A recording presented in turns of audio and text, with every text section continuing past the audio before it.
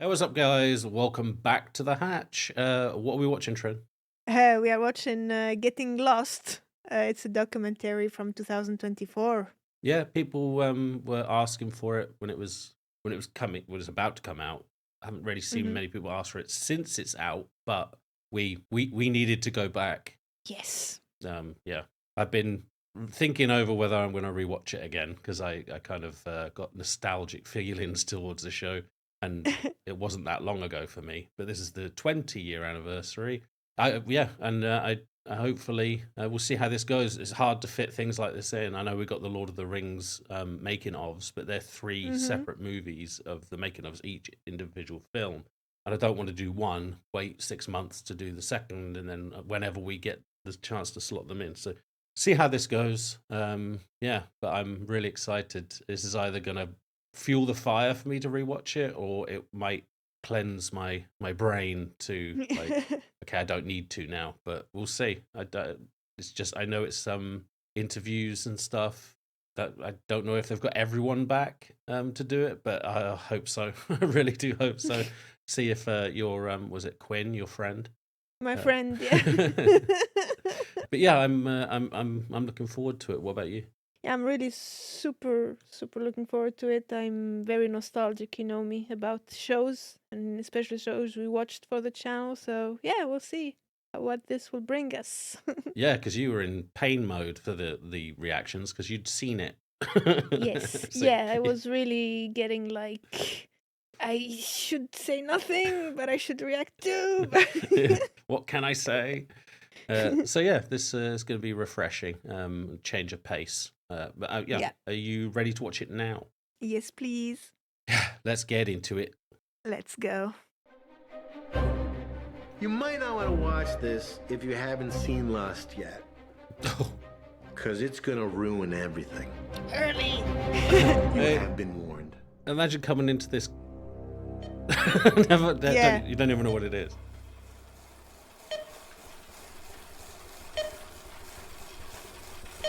Hit the keys, Trin. No, I don't believe. 4, 8, 15, 16, 23, 42. This is the orientation video for a documentary about loss. In this documentary, Has he we'll be aged? examining the legacy of the show, its impact on the television landscape, and a community of fans that were brought together to attempt to solve the mysteries of the island. Please sit back and enjoy the movie. Thank you. Namaste. The Good hand. luck. Oh yeah, he has his hand back.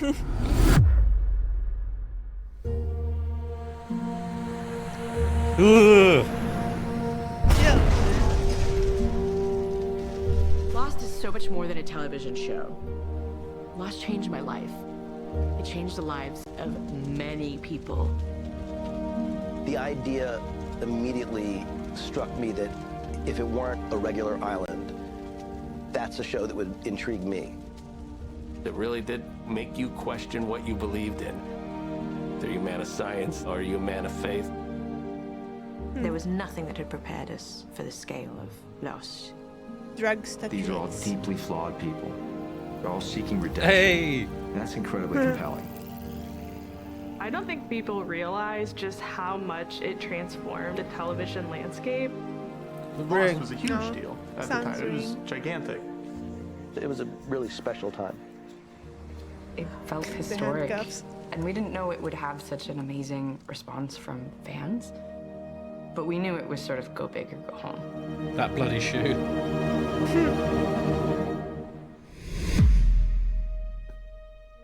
Oh, the hatch. Should we start at the beginning? I think that's the only place to start. Hey. 2004. The inception of the show, as we know it, started with Lloyd Braun, who was the president of ABC. Lloyd wanted the show to be a high-budget, quality drama version of Survivor. Okay. I said, here's my thought about it. I said, this is going to be a weirder show than you're thinking. This is not Castaway. In this version of the island, it's not a regular island. There's a hatch. There are other people that are there. You know, there's creatures in the jungle. This is not what you want. He's like, I love it. He was smart enough to get JJ on board, get Damon Lindelof on board, introduce them to each other, which is insane that hadn't happened yet, and then greenlit an outline that was written in 5 days. I wrote a draft of basically an outline for what the pilot could be. JJ and I got together, notes each other, rewrote the outline, and then sent it in. So I had met him on Monday, and that was Friday night. And then for it to become the biggest hit on their network ever. Andy also greenlit Desperate Housewives and Boston Legal and Grey's Anatomy. Huge, huge shows. That's an insane batting ratio. Like, is that what they call it? Don't think I've seen any of them. I don't know sports. And then on Saturday morning, my phone rang in my house, and the voice on the other end says, "Hey, is this Damon?" And I said, "Yes." And he said, "Damon, it's Lloyd Braun." Who is it? This guy from my old neighborhood, Lloyd Braun.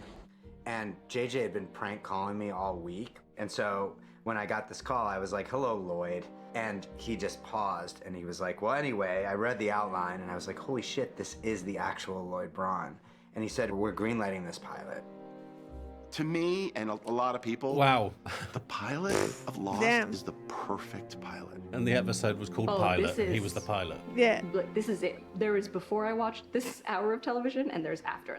Everything came together on that pilot to make it one of the most memorable 2-hour-long television pilots. I guess they kind of cheat, it's like a double album, but it worked, and I'm not angry about it. And it's just staggering, everything that they did, shooting on location, getting the actual plane. It was so expensive. Oh, wow. And it showed. And that was not a thing that existed. I don't think anyone understands now because everybody spends so much money on TV shows. That didn't exist then. And now every pilot is directed by some huge director, so it's not a big deal anymore. It was a pretty big deal back then. JJ's always excited, super excited about everything he does. Everything he does is super cool, right?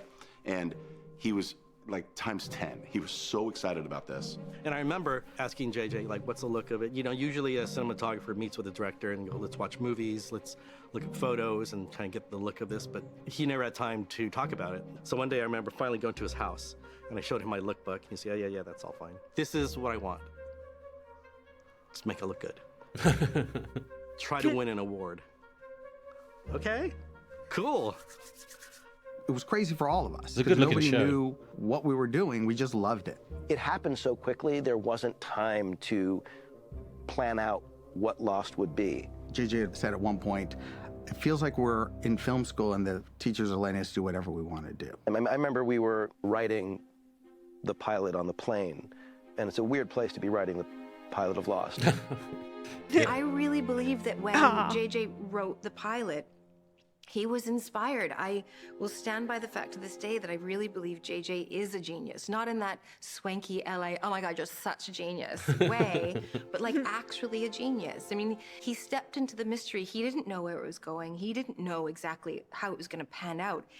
He just felt inspired. And that was why I believe the show was so powerful and special, even though on the surface, it was just Gilligan's Island on steroids. He pitched me what the show was, and I'm like, I don't know that sounds like Gilligan's the Island. worst I've idea heard of it. I've ever heard in my life. I mean, I was a huge Gilligan's Island fan, but I was like, you're gonna dramatize that? Like that's gonna be really shitty. And I think, if I'm not mistaken, I was right. They were in the process of buying the fuselage of an L-1011 that was going to be taken to Hawaii. So a lot of things were firing on many cylinders before the conceptual framework for the show was even ready.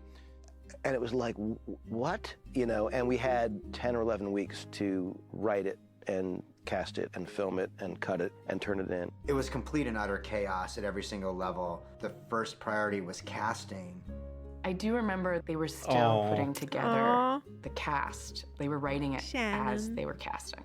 It was informed by the people we were meeting as much as it was by our instincts. And so it was happening simultaneously. Yunjin Kim came in and read for Kate. They're back. Where's the doctor? He's reading for Kate. The doctor's gone. Oh, wow. Okay. Like, she's not a Kate, but we like her, we want to bring her in, and boom, let's give her a husband. Now Daniel's got a job, it's like that. And that was cool, and it also created this diverse cast. One of my favorite couples. Without Yeah. anyone being a token anything. There was an international cast. I mean, thank God, because they're on airplane, they could do that. When I saw what they're doing with Daniel Day Kim, I don't know how many people realize this, but There's not often an Asian man as a love interest or as an object of desire. The Asian male has been desexualized in the media so much in our country. And for me to be part of that and see that, that was exciting for me. Well, for me, it was an audition like any other audition. They were looking for His a English has got Korean better. American man who could speak Korean, and there aren't that many of us. So I was excited because I thought, oh, I got a real shot at this. I remember Shannon and Boone were sort of the token white privilege, like, shoo-ins of like, here's some people that probably aren't gonna do well on a deserted island. Then JJ saw an episode of Curb Your Enthusiasm that Jorge was in. I gotta go this way. Just go. Hurley. And he was like, that guy's in the show. And it was like, who is he in the show? And he's like, I don't know, we'll figure it out. He was described as maybe in his 50s and a redneck. And it said red shirt. I was like, well, I guess he's wearing a red shirt for some reason. Star Trek? But then I was like, oh, or is it like the Star Trek yeoman that doesn't survive an episode? And I was like, oh, bummer. I guess I happened to fix that somehow. He ended up running the island. And then with a different redneck. They got a The different character redneck. just appealed to me right away because he was really salty but real. I'm a complex guy, sweetheart. Yeah, he was so And good. that's kind of where I was in my acting career. I'd done 17 years of modeling, so yes, I traveled all over the world. I'd reached the top of that industry, which was amazing. So I gave it a shot.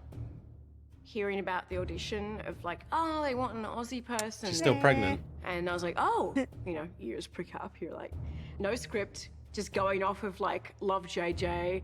Of course it's gonna be amazing. Don't know what the hell it is, but it's gonna be good, I think. Well, I was living in Vancouver.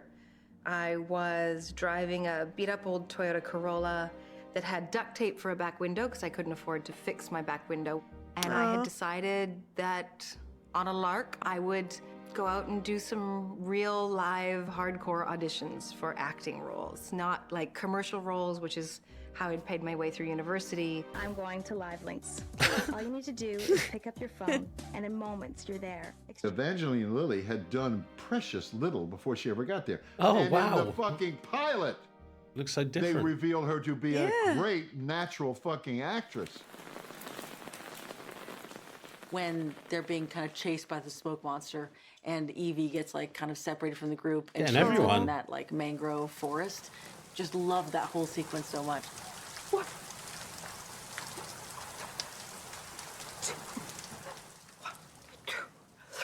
I remember just going for it. I was not an experienced actress, and it was a really emotional scene.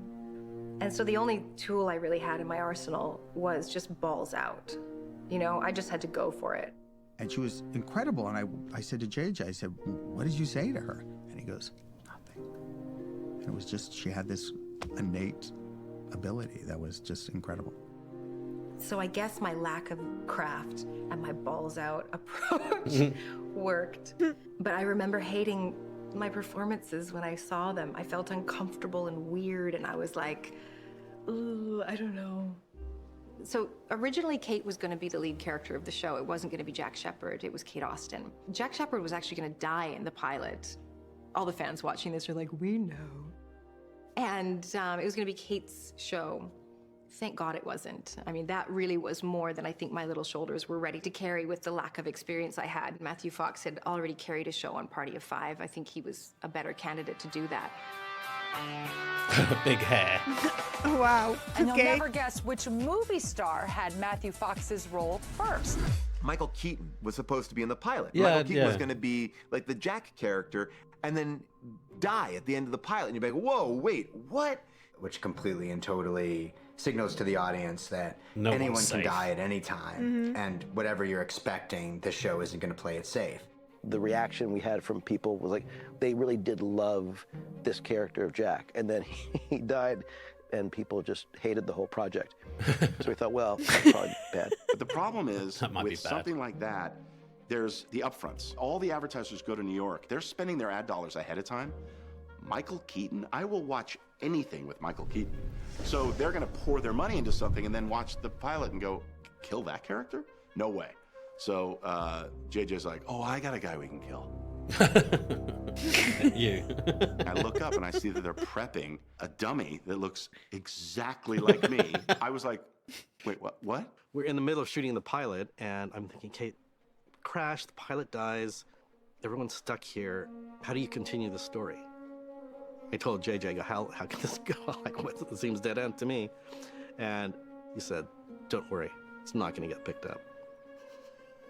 I thought it was going to get canceled from the moment that we did the pilot. We would, what? This show about trauma and smoke, and there's a bloody body in a tree, and you think people are going to want to watch that?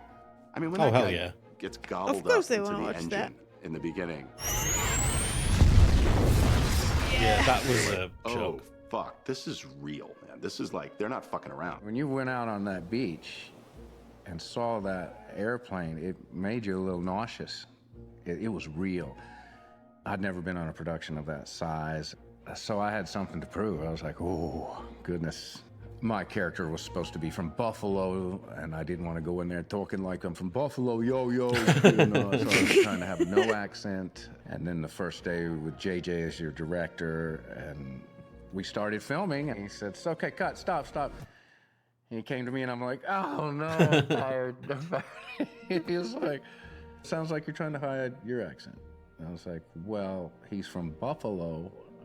I'm from Georgia. He's like, you're from Georgia? You're from Georgia. Yeah, So why he's not? from Georgia. And I'm like, what? Yeah. So this first time in my entire career that someone set me free with the accent and said, just be you. And that changed everything. I got the role, but I got the role dependent on getting a visa. I'm a Canadian, and I didn't have a visa. Yeah, I Meanwhile, heard the about pilot that. was going to start shooting in 2 weeks. So if it didn't happen, then I assumed they had somebody on backup that would have taken the role, and they would have carried on shooting, and I would have never been a part of it. J.J. Abrams called me. I had worked on a show called Alias. I'm glad you changed your mind.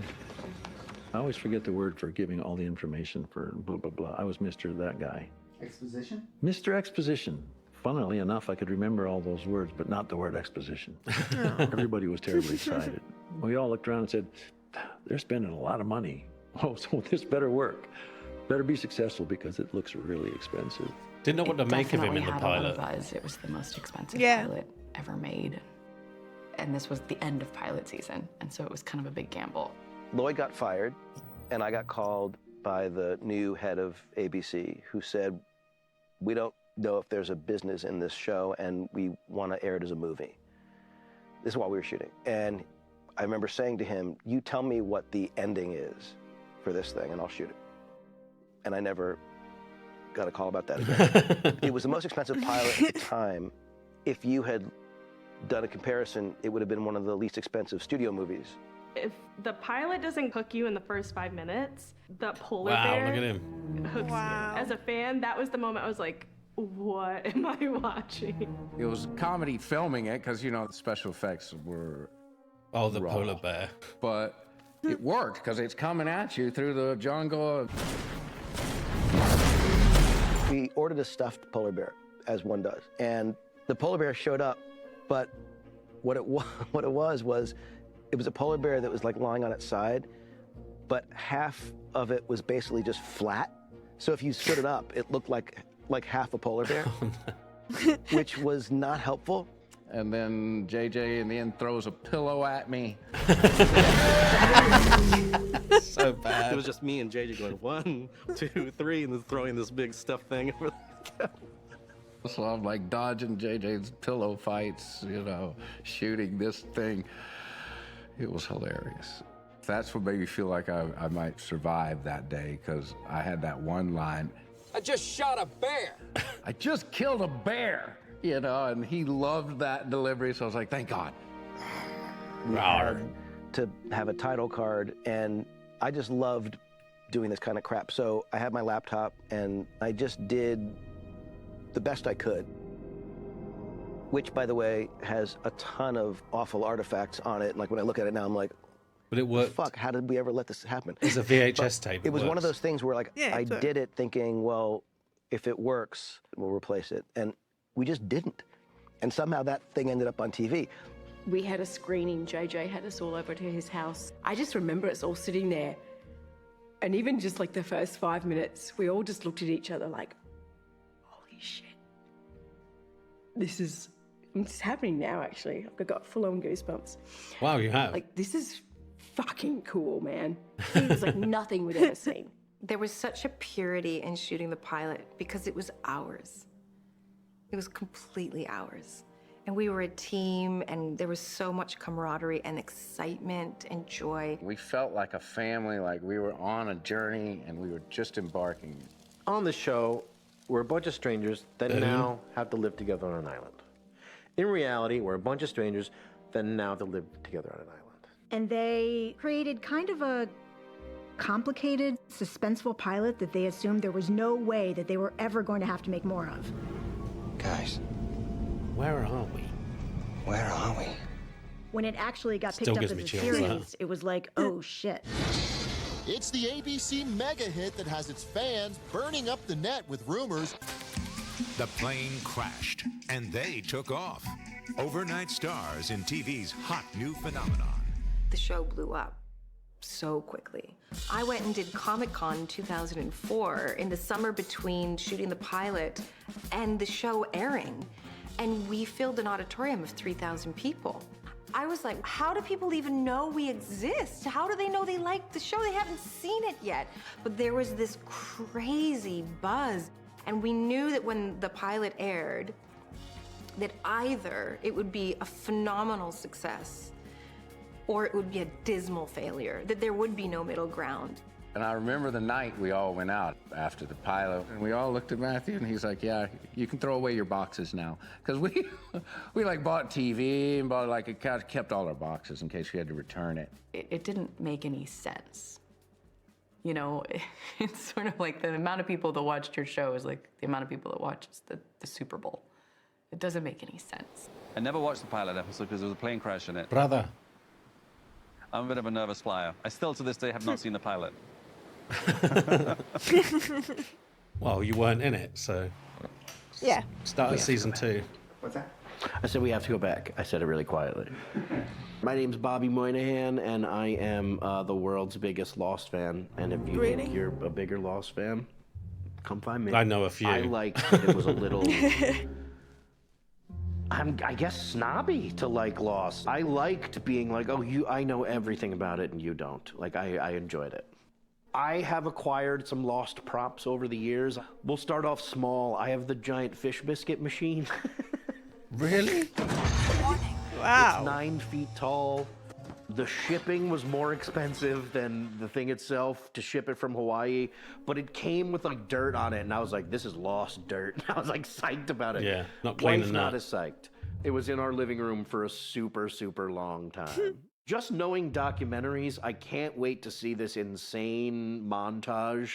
I have a couple Dharma beers, Dharma macaroni and cheese. I tried to get a Dharma four-toed beer. statue. The pneumatic tube Right. with the notebook in it. Oh, I have a Dharma jumpsuit. I have a Virgin Mary statue. I got stopped at the airport and they were like, what is this? And it was a Virgin Mary statue with 2 bags of rolled up brown sugar made to look like heroin inside of it. So I'm standing there cracking open a thing going, I'm gonna go to jail for heroin. This is a Lost prop. Did While they we were break shooting the it? pilot in Hawaii, Surely not. Tom Cruise called and asked if I would meet with him. I hope not. JJ went to Maine to go on vacation with his family, and I went back to LA and started working on episode 2. By the time we were 4 or 5 episodes in, he was full-time directing Mission Impossible 3. Right. Oh. Wow, I now didn't know they what? overlapped. What's the rest of the show gonna be? Episode 2 was the continuation of the pilot, which second episodes frequently are. And then we hit the next episode called Walkabout. Loved that one. And that really defined the show. You know, they didn't think about it early with the like standing in the wheelchair and stuff. And did they? No, because then that was gonna be picked up. But you just could have sworn all those things, like they're so good at weaving that stuff where, God, the reveal at the end was in a wheelchair. Yeah, that so was good. mind-blowing. Spoiler alert. Yeah. That's like the best moment Oh, ever. Nadia, my Like, ex- when my he ex-wife. stands. But I mean, I still get chills thinking about it. I'd never asked what was going to happen. I didn't know that he was in a wheelchair. When we started shooting the show, until that episode was delivered to me, I didn't know that that had been the case. Oh, that's that was a clever. great reveal, I thought. How cleverly they were able to hide the fact that he was in a wheelchair the entire episode until that final moment was a gut punch. Hey, don't you walk away from me. Yeah, that. Oh man. That's just giving me chills again. Tell me what I can't do. I thought, You love that. No way I You can love take that. that money off because I don't know Yeah. what's going to happen. And I wanted to continue that. You know, they said, "Do you want to know?" And I said, "I don't want to know. I like having surprises, just like everyone." I still have people talk about it. They say, "I'm sorry to bother you," and I say, "Bother me." It's like we should all have somebody come up and tell us that we were great once a day. That would be nice. I have heard, "Don't tell me what I can't do," but only on occasion. Most of the time, people just ask me if I'm lost. Yeah, he said that in your thing. Yeah, in my I have an image in my head of Cameo. Lost airing, and this like cube box of like this 1985 TV that I had probably in my house being like broken open, and of like what you can do with TV. Because before then it was like, Oh, I like no, that they put the guy that's that gonna be always a movie. explodes. That's going to be a movie. Oh, yeah. Nothing you can do on TV. And they just broke that wide open. 2004 was kind of the height of reality television. And then there were procedural episodic dramas. Lost did like feel like a CSI reality show, didn't it? And Law and Order.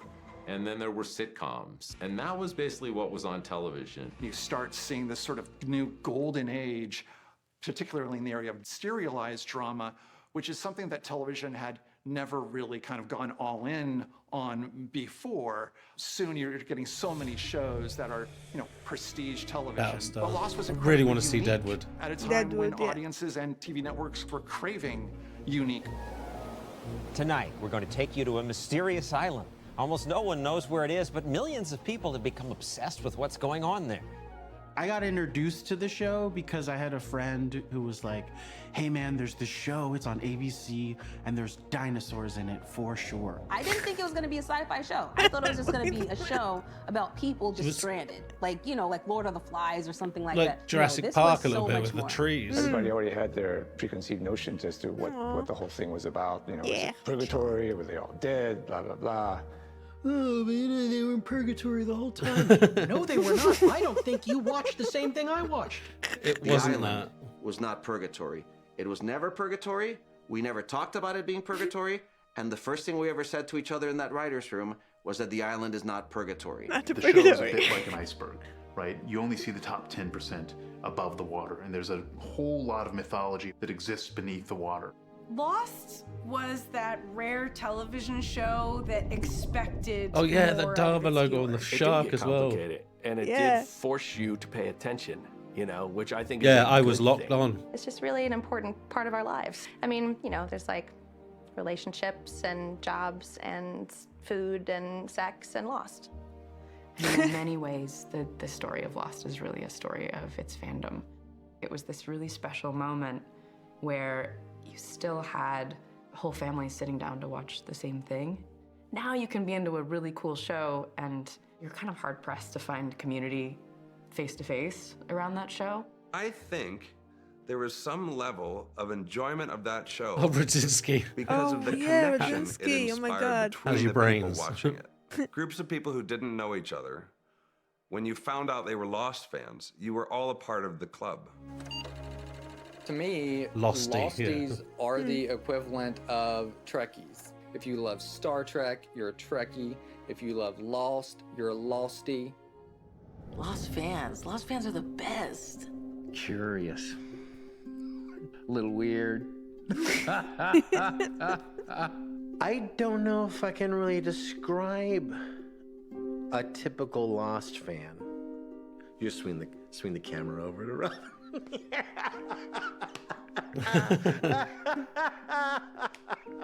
It's a deeply invested Hey, community, yo, hello. so when someone comes to talk to you about it, they mean Hello, it. hello. You know, they have things to say. The Lost fan community is the Still most same age. unbelievable community. Yeah, So he never incredibly changed. bright. You have to be to keep up with the show, and so devoted. Lost fans are awesome. Kidding? They have such good taste as well. love logic, love to figure things out, but also have huge hearts and are really emotional. So it's Still almost hot. like everybody who didn't fit in but was a really great student is a Lost fan, and myself included. I mean, we're all Goonies, right? The whole pitch was larger Goonies. than life. I think it drew a certain kind of viewer. It's okay to call us names. Lost to me is the nerd disguised as the jock, right? And you're like, wait a second, that's not a jock, that's a nerd. And I don't think that many people found that out until maybe the later seasons. The fans took ownership of it. They sort of took this thing that we were working on and went, it is ours, and you must serve us. Because they were so passionate. Everyone was like, this is wild. Because people were so into it. You find yourself convinced that Lost is just this little project I do with my friends. We go out in the forest and the beaches and we do this little stories and stuff like that. And then I'm like going, oh, we might be a bigger deal than you think.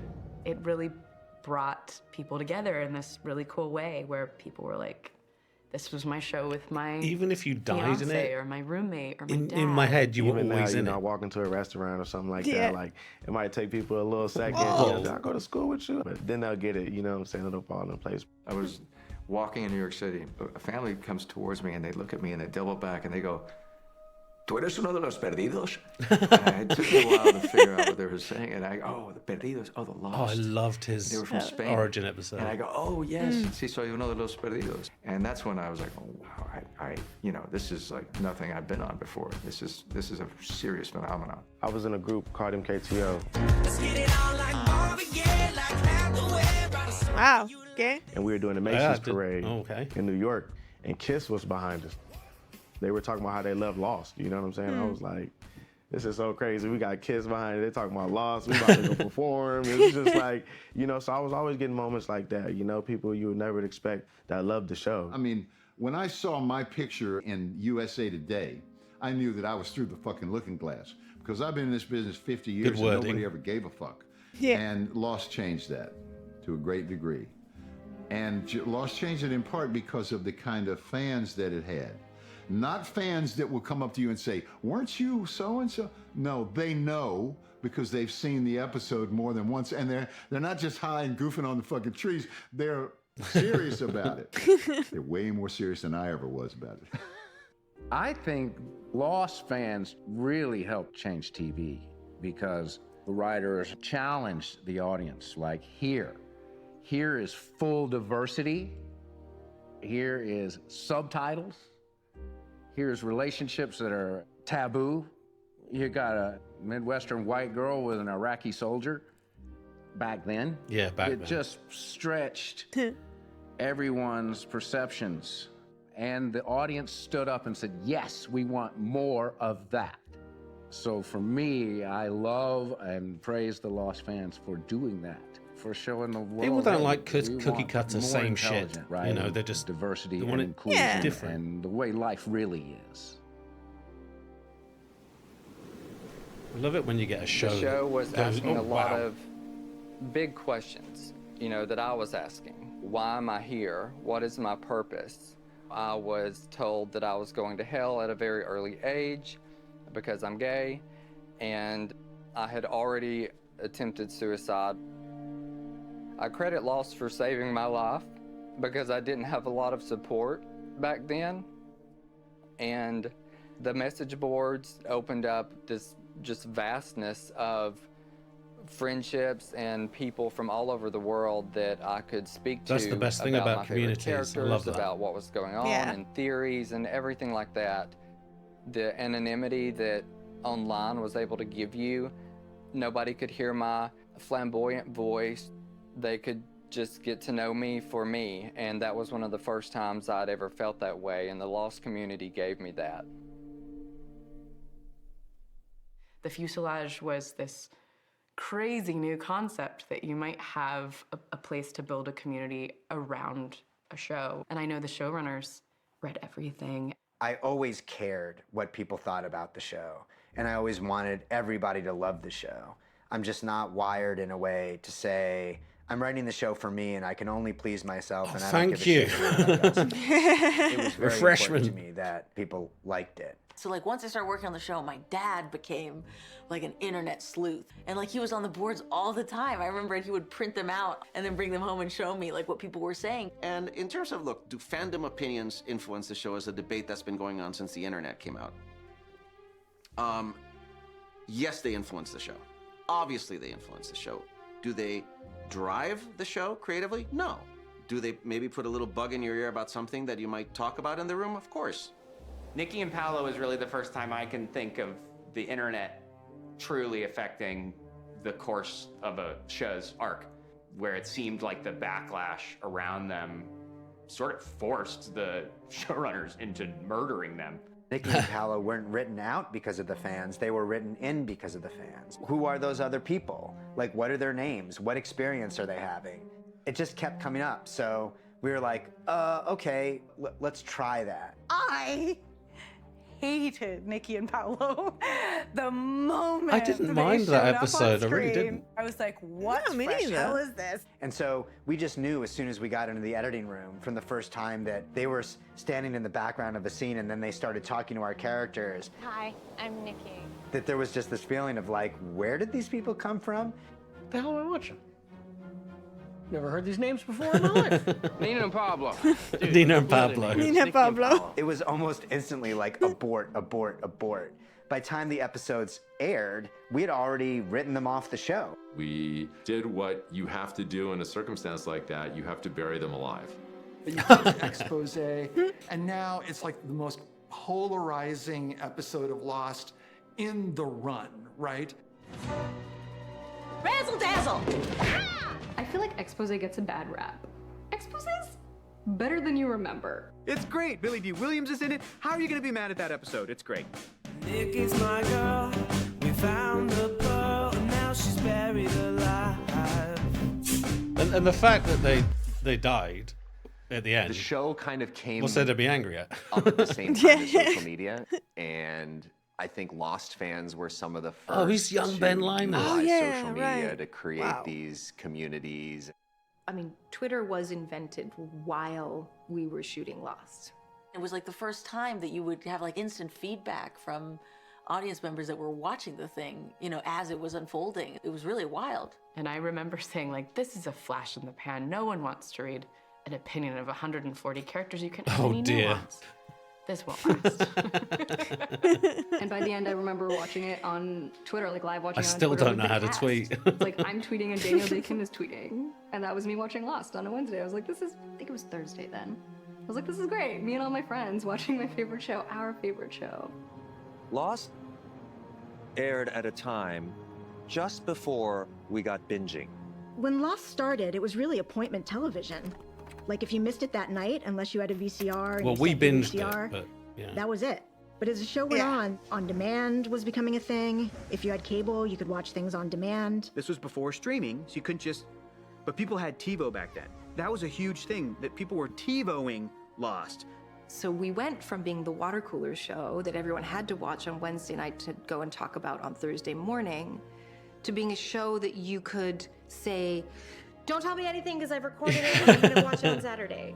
and that had never happened Can before. imagine that. And I remember Yeah. when the DVD sets came out, how people would say, now I can sit down and watch the whole season because I didn't want to watch it week to week. I wanted to wait till the DVDs came out.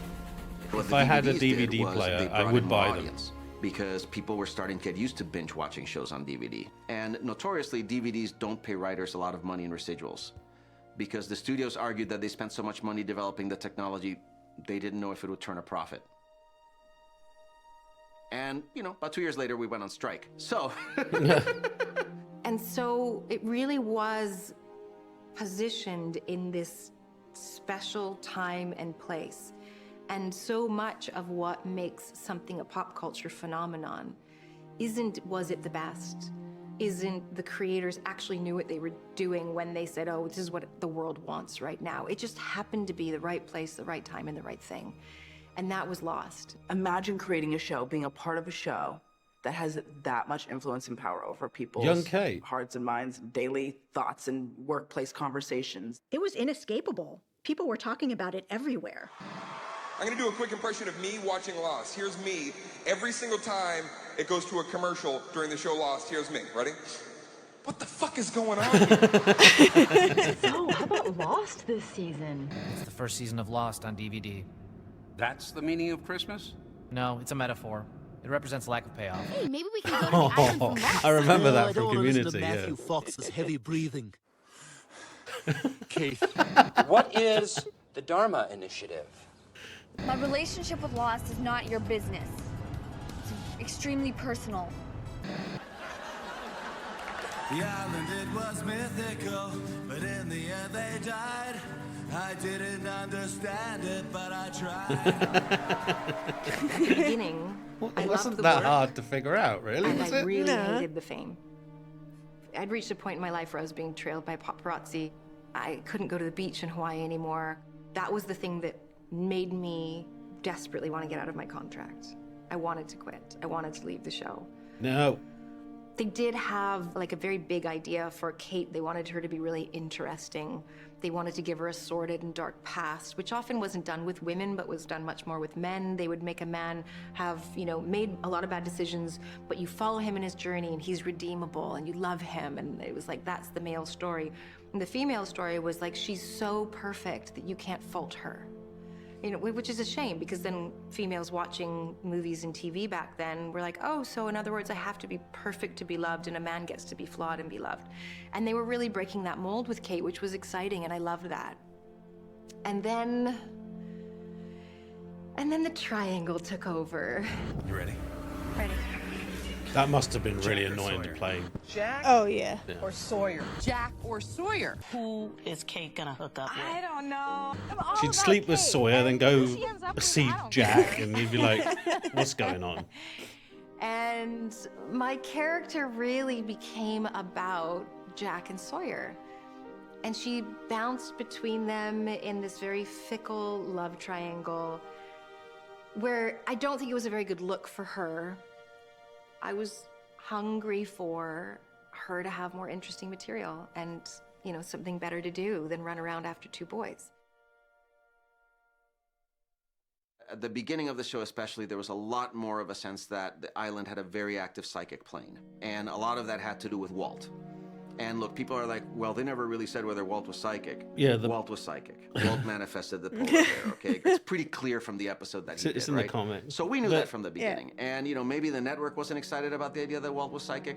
At the time that we were working on the pilot, we were at least saying that we were playing by Michael Crichton rules. We were using genre, but there had to be some sort of scientific And the basis bird flying for into the genre. window, do you remember? Unlike When he was looking at birds. Indiana Jones rules, which is like, yeah, there's crazy ghosts coming out of the fucking ark and they will melt your faces off. I think that we knew that the show wanted to be an Indiana Jones show, but it had to present as a Michael Crichton show.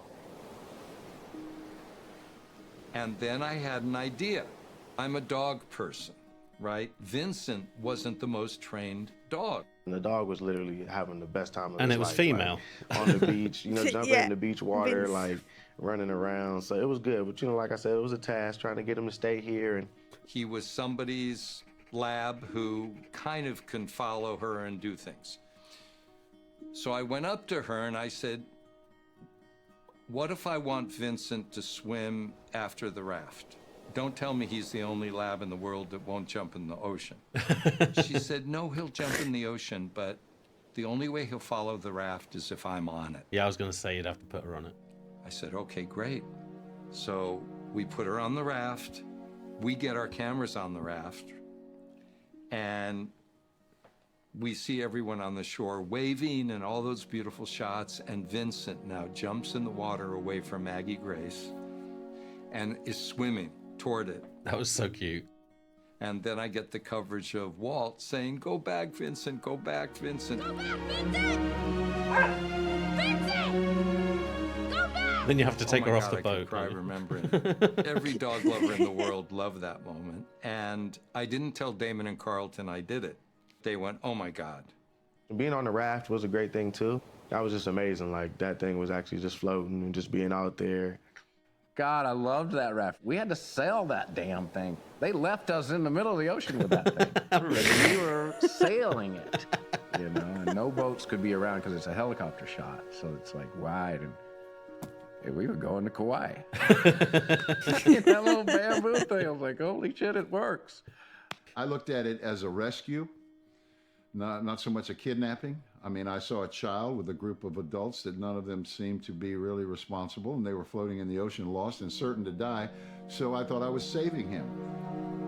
I mean, oh my God, here's actually another person in a boat, and he's so hey, oh, you do that. I don't remember what I said, but that kind of stuff. Well, it's really great. Yeah, we're gonna have to take the boy. We're gonna have to take the boy. What'd you say? Boom, boom, boom, boom. Tune in next year. What? I was short for my age. Yeah, it was end of I'm playing a season, wasn't younger it? Character, but I'm Yeah. about to be 16, 17. It's time for braces. It was going to get very clear that unless we wanted to write, oh my God, Walt is growing up at an advanced rate, we sort of have to figure out a way of dealing with that issue. Maybe it was a failure of creativity on our part. Maybe it was just that we were working so quickly to try to tie up so many loose ends in the show. You know, it's one of the failings of the show that we could not figure out how to do that, or did not figure out how to do that. That first season finale, that's all you wanted to know. There was literally nothing else that mattered in the world other than what is in the hatch. Oh. JJ always wanted the hatch. He wanted the hatch in the pilot. And then JJ goes, yeah, and they find a hatch, okay? And it was like, no idea what that means, but it was like, okay. Just the fact that there's a hatch, whether, you know, how do we open the hatch and what is inside the hatch and what do we find? I just knew I wanted to know those answers, but what those were, I didn't know. And it was a big struggle between JJ and Damon, because Damon was like, if I don't know what's in the hatch, I'm not putting it in the show. And JJ was like, but it's the mystery box. And Damon was like, yeah, but what you don't want is for the audience to open the mystery box and find disappointment. Could you just tell True. us what's in it? No, I can't tell you anything. I want you to see it for yourself. Do you know what's in the hatch? No, but I'm hoping it's going to be a gay nightclub. Damon runs in and says, I got it. And we're like, what? And he goes, there's a ladder, and if you go down the ladder, there's like a room, and inside that room there's a guy, and if he doesn't type these numbers into a computer, the world ends. And we're like, that's what's in the hatch? He's like, yep. We're like, all right. By the way, if you told me that, I'd be like, that can't be that. Look, I would never have guessed it. You asked me what's in the hatch now. I don't know what to fucking tell you. The guy with the button? Who could have guessed that? No one. What is the Dharma Initiative? Yeah, what is it? I couldn't give you a definite answer as to what the Dharma Initiative was. It sounds kind of cool, though. It does DARMA sound is cool. an acronym for the Department of Heuristics and Research on Material Applications. It was one of the first things that Damon actually pitched to the room. He said that in his conception, there had been a corporation called the Medusa Corporation. There was always an idea that a group of scientists kind of got together and designed all of this tech. The Dharma Initiative met its untimely demise once the Hanzo Foundation cut its funding, and then that's when they were met with the hostiles, or the others. I'm James. I'm Terry. I'm Woody. We're the others. Oh, actual others. Very unison, guys. That was terrible. Wow. The others are mysterious other people who live on the island. They should have said Your others. background actors are Others. just standing around, you know? Yeah. Not us. No. It started off with passing Zen. around the mud jar. So we'd pass around the mud jar, remember? We'd just get all muddied up. Grime. Yep. And they didn't want us ever to wash our clothes. I remember one time I came back next season and my candy wrappers from season before was still in my pockets. They don't wash the clothes, they don't wash the costumes. That's the shot right there. That's real. Which one? We would have to sneak We have to sneak our and photos. take photos. And that's how my get photos. I'm Jonathan Mancuda, and I'm known to Lost fans as Meh. the big mean other of season 6. Oh. So ABC decided, you know what? We don't need all this. We're gonna dump some of the other stuff. Dump some of the other stuff. I said, no. I'll take it. You just let me know where you're throwing it out. And they basically said, yeah, that dumpster over there. And in that dumpster, I pulled out beer cans, Dharma food. I mean, I was saving pieces of the show. You know, because as a fan, it's important. It's history, it's TV Oh, I would history. have rated it. The attention to detail on the show, on the props, on the costumes, is incredible. A lot of the Dharma products themselves were real food. Dharma beer was O'Doul's. It was O'Doul's non-alcoholic beer, so that Sawyer could just pop in O'Doul's and look Drink like about he's drinking 50 of them. Darmalars were Malomars. The Malomars cookies, the Darmalars. chocolate-covered marshmallow with graham. Oh, God, those are delicious, aren't they? Oh, he's got a treasure trove. Do you remember the numbers? No, God, no, I don't. But I'm sure Jorge does. The numbers. Come on. 4, 8, 15, 16, 21.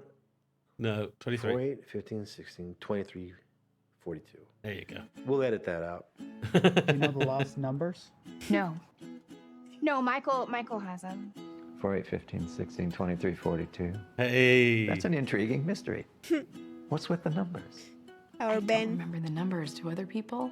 No way. Not a million years, no. The Frogut guy, yeah. No. 43. No. Got one. 4, 8, 15, 16, 23, 42. Never knew him. Let me try. Let me try so I can embarrass myself and make the fans feel great. 8, 16, 24, 36, 48. They're making me forget them. 42, 38. Hike. I don't remember the numbers, but I know what they mean. What do they mean? That's the thing, is everyone's like, 4, 8, "You 15, don't know what- 16, you never found 23, out- You 42. found out what the numbers meant from the lost Right. experience. It's on you Yes. guys now. You point, I go. May the force be with you. It was like an internet scavenger hunt that led to a secret recording. I'm Alvar Hansel. That was at the very end. It was revealed that those numbers were the variable for what would wipe out 30% of the population. If you were able to change just one of those numbers, you would keep humanity. And then somehow, it turns out that those variables are People. Yeah, on the wall. It got really overboard with the numbers. I think my favorite was like the soccer team jersey. I would hide them in SNL sketches. Hey, I'm in 23C. Sorry. No one knows this besides me. No one cares. There's no jokes in it. Like, I would just shoehorn Lost references into SNL sketches constantly. Hi, I'm Hurley from Lost. You know what? I got a theory about your show. Yeah? What's that? Yeah. You guys got no idea what's going on that island. I think on my dating app, I once said like my measurements are 4, 8, 15, 16, 23, 42. I also have sometimes said that that's my phone number. I just remembered the numbers because I'm a degenerate card player. How many people are doing this? How many people are playing that number? I've never played it on the lottery, but how many people are playing those numbers on the lottery? There must have been a weird few. if these numbers actually won. And for this MTSU student, the numbers did win in last night's Mega Millions lottery. Which I don't know why you would play this number, because then that means you got to share the money with all these people if it ever does come up. Brian and an estimated 25,000 other Lost fans decided to play those same numbers in the real Mega Millions lottery, and they won. A lot of people ask me if I ever actually played these numbers in the lottery myself. My answer is always the same. No. The numbers are bad. Yeah, I was When thinking we were about starting that. out and trying to figure Yeah. out what the sound of this thing is going to be, I remember some execs at Oh, the ABC music was banging. being like, oh, it'd be great if it were like man. a jungle thing with flutes and this and that. And I was like, nah, I don't think so. I think it needs to be a little weirder than that. And I remember when they were shooting the pilot, I talked to Brian Burke, and he goes, I'm walking on the beach, and there are just pieces of the airplane all around me. I told him we're just surrounded by all these plane parts. And he said, well, if you could pack them up and bring them back, but maybe I can use them in the score. The airplane parts were a big part of the percussion setup, and they would bang on the airplane things and use them as drums, essentially. They gave me such freedom to just do what I wanted with the shows, and it was incredible. And I think that's why it remains one of my favorite things that I've done, because I feel like of all the scores, it's probably the most Did Rogue me. One? Most of the Homecoming? commercial breaks, especially in the first season, it was like, "Wah," that sound. I would make fun of him a lot about like the sort of trombone, falls that he would do at the end of, I'm like, you can't end every act with a, like, you can't, come on, there's one act out that doesn't. I remember JJ calling me and goes, do we have to do that at every single commercial break? And I was like, yes, we do. Oh, that's yeah, iconic. the Yeah. one- Very early yeah. days, we were hearing, you're making this up as you go along, you don't know the answers to any of these mysteries, and when you reveal the answers to these mysteries, we're going to be disappointed. At the time when we were doing, 22 episodes a year, it was unrealistic to assume that if you were going to do a 5 or 6 year show, that you were going to know, every step of the way. I don't think they could have known everything. I just don't. They couldn't have anticipated some of the cast departures. They couldn't have anticipated which cast members were going to pop. And so because of those variables, they could not have had everything mapped out. The journey of Lost is like a road trip from New York to Los Angeles. You know you're going to hit certain cities along the way, but you don't exactly know how you're going to get there and how long you're going to stay. Damon had a great attitude Yeah, about that's a perfect stuff. way of He's saying like, it. you paint yourself in a corner, just start climbing the walls. And I was like, all right. We were definitely making stuff up as we went along because you can only basically lay the track that's right in front of you so that the train keeps moving. And then the train has to slow down in order for you to start designing more track. I think a lot of the character journeys changed and evolved based on the brilliant performances that were being given by the actors in the show. Like with Michael Emerson's character, he was booked for 3 episodes. And the moment he said, got any milk? Yeah, oh God. You guys got any milk? Get any Damon and milk? Carlton called me and said, we've got to keep him. He's a genius. He was. I remember a couple from New Zealand. Couldn't imagine anyone else they doing it. crossed the street on 2 consecutive days to tell me that I had ruined the show. And I thought, what did you think that show was about? Ruined Lost. Did you think it was like Fantasy Island or something? That it was going to be a fun romance with lots of attractive castaways? It's a bigger agenda than that, y'all. There's stakes here. There's villainy. It was a great show. He came into it and it went up. Yeah. Which was seriously. fun and exciting, but also there was a practicality of it oh, well, hang on, am I going to be working anymore? Am I, like, what's happening? Like, am I going to get the script tomorrow that's saying, oh, Claire falls down the well. Bye. There were a lot of WTF moments on Lost, and a lot of very shockingly sad moments. When Michael shot Ana Lucia and Libby, I jumped off my couch. I could not believe That it. was- And also, Michael Yeah. killed them? That's crazy. I forgot about that. Like, Michael's a good guy. He's straight up murdering That was people. really The Tailies surprising. were That a blew- way that of blew bringing my in new mind. story, bringing in new characters, and mixing things up a little bit. It wasn't like we all sat in the room and said, hey, let's introduce a bunch of new characters and then get rid of them Echo. all. There were problems sometimes with the character, sometimes with the actor playing the character, sometimes both. There are a few people who had trouble with the law, which probably didn't look great. Cynthia Watros and Michelle Rodriguez. It was coincidental, apparently. Oh, they you mean both in had real life DUIs. law? I thought you meant like The fact that the name of the Kate. episode they were both killed off in is called 2 for the Road. Yeah, if you get in trouble with the police, then your character dies immediately the next day. That's what happens on Lost. 2 for the road. I'm sure wow. that the scrapes with the law didn't help, but some of the main characters also had scrapes with the law, and they managed to stay on the show. So, you can't just say, well, this person got a DUI and that's why they got kicked off the show. The reality is always more subtle and more nuanced. The actor who played Mr. Echo, that character was going to be a very significant character, and they had to pivot because he didn't want to live in Hawaii and commit to living in Hawaii to be on a show for another 4 or 5 seasons. Did you see that? Did you see that? That's the dinosaur I'm telling you about. You know what? I don't know what it is still to this day, but dinosaur sounds pretty good. For the monster, I think that the working idea was that it was like the movie Forbidden Planet, which was that there was some sort of a security system that had been designed and it presented as whatever it was that you were most afraid of. And maybe nanotechnology was involved. It's so funny, when you said what is the smoke monster, my first thought was, it's just the sound in the cabs. What used to happen is whenever you used to get out of a cab, the receipt would come up and it'd be like,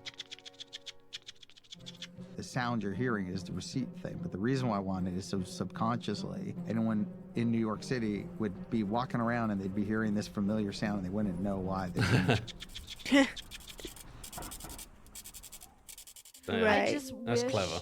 we had gotten, just a little bit further with the Tailies. I think all in all, who do we have left? Bernard? there's this thing called a podcast, and people talk, and it's sort of like the radio, but it's not the radio. Did I listen to any Lost podcasts? All of them.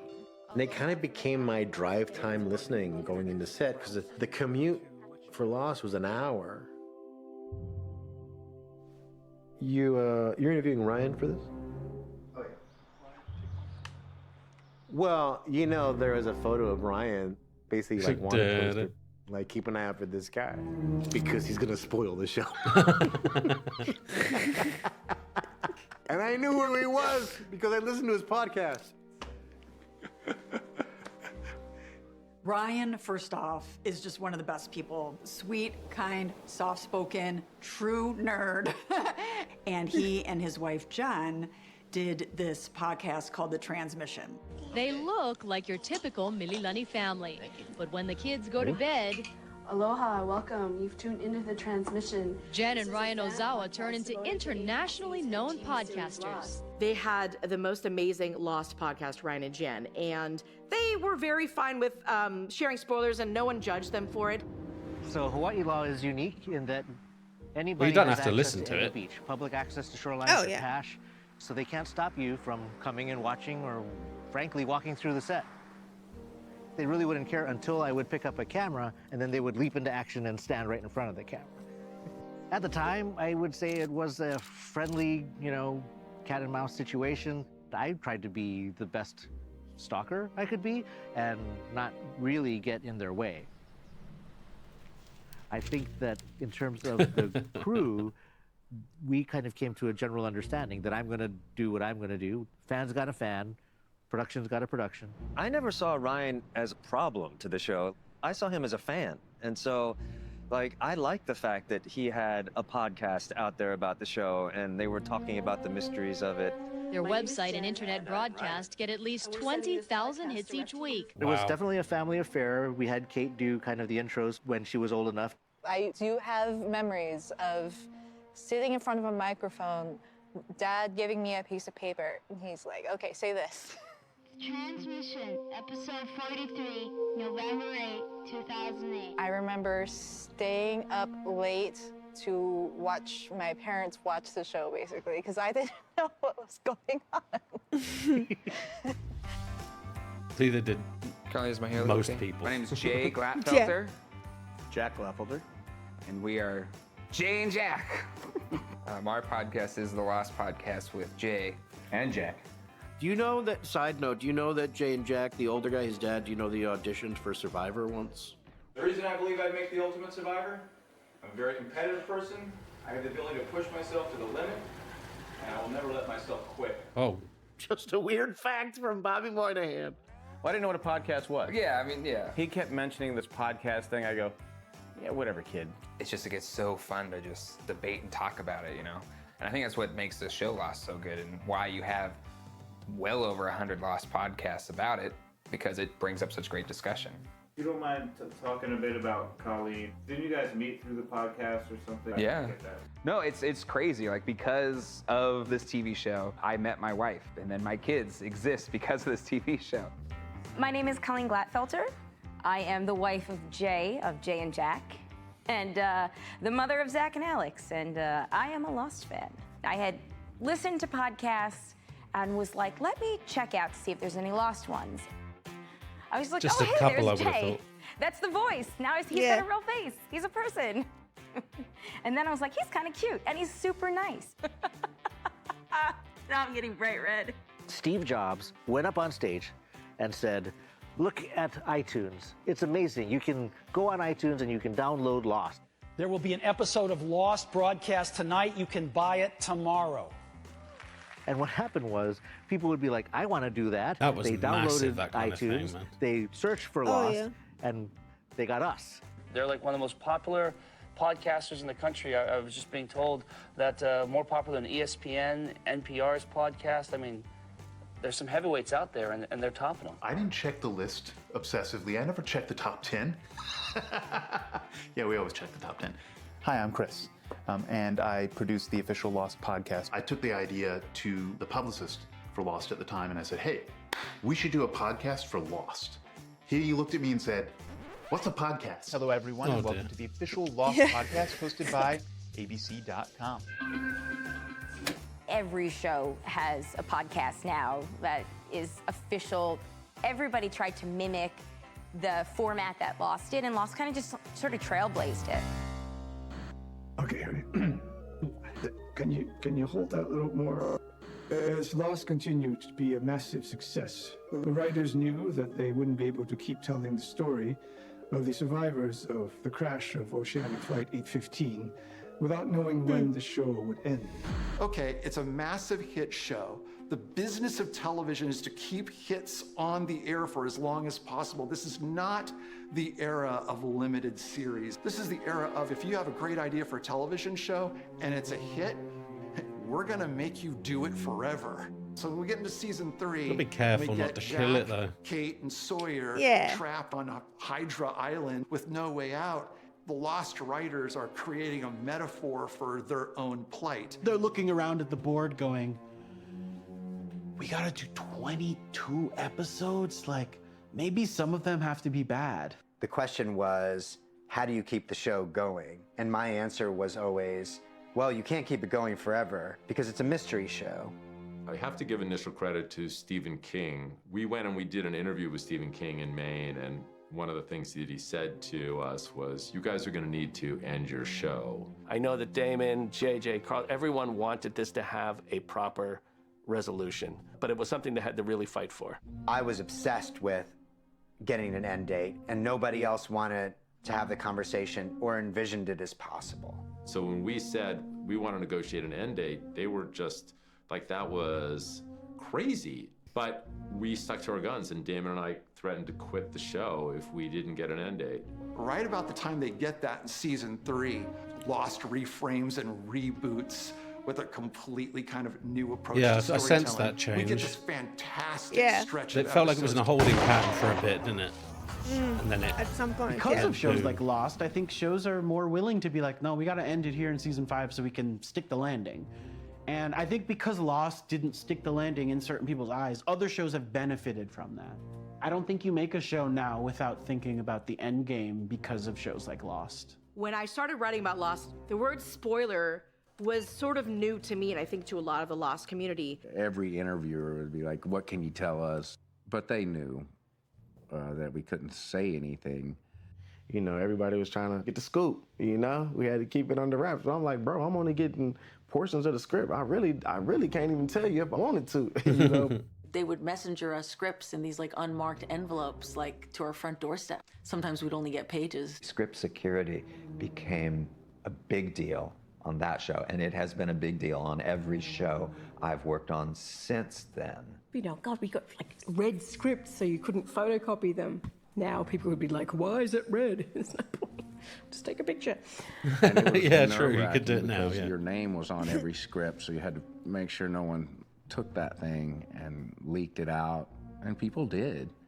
I thought it was That's so absolutely sad. ridiculous. I was like, this is not the formula for the next atom bomb. This is a TV show. And you're asking me to put a lockbox outside of my front door so you can deliver my scripts?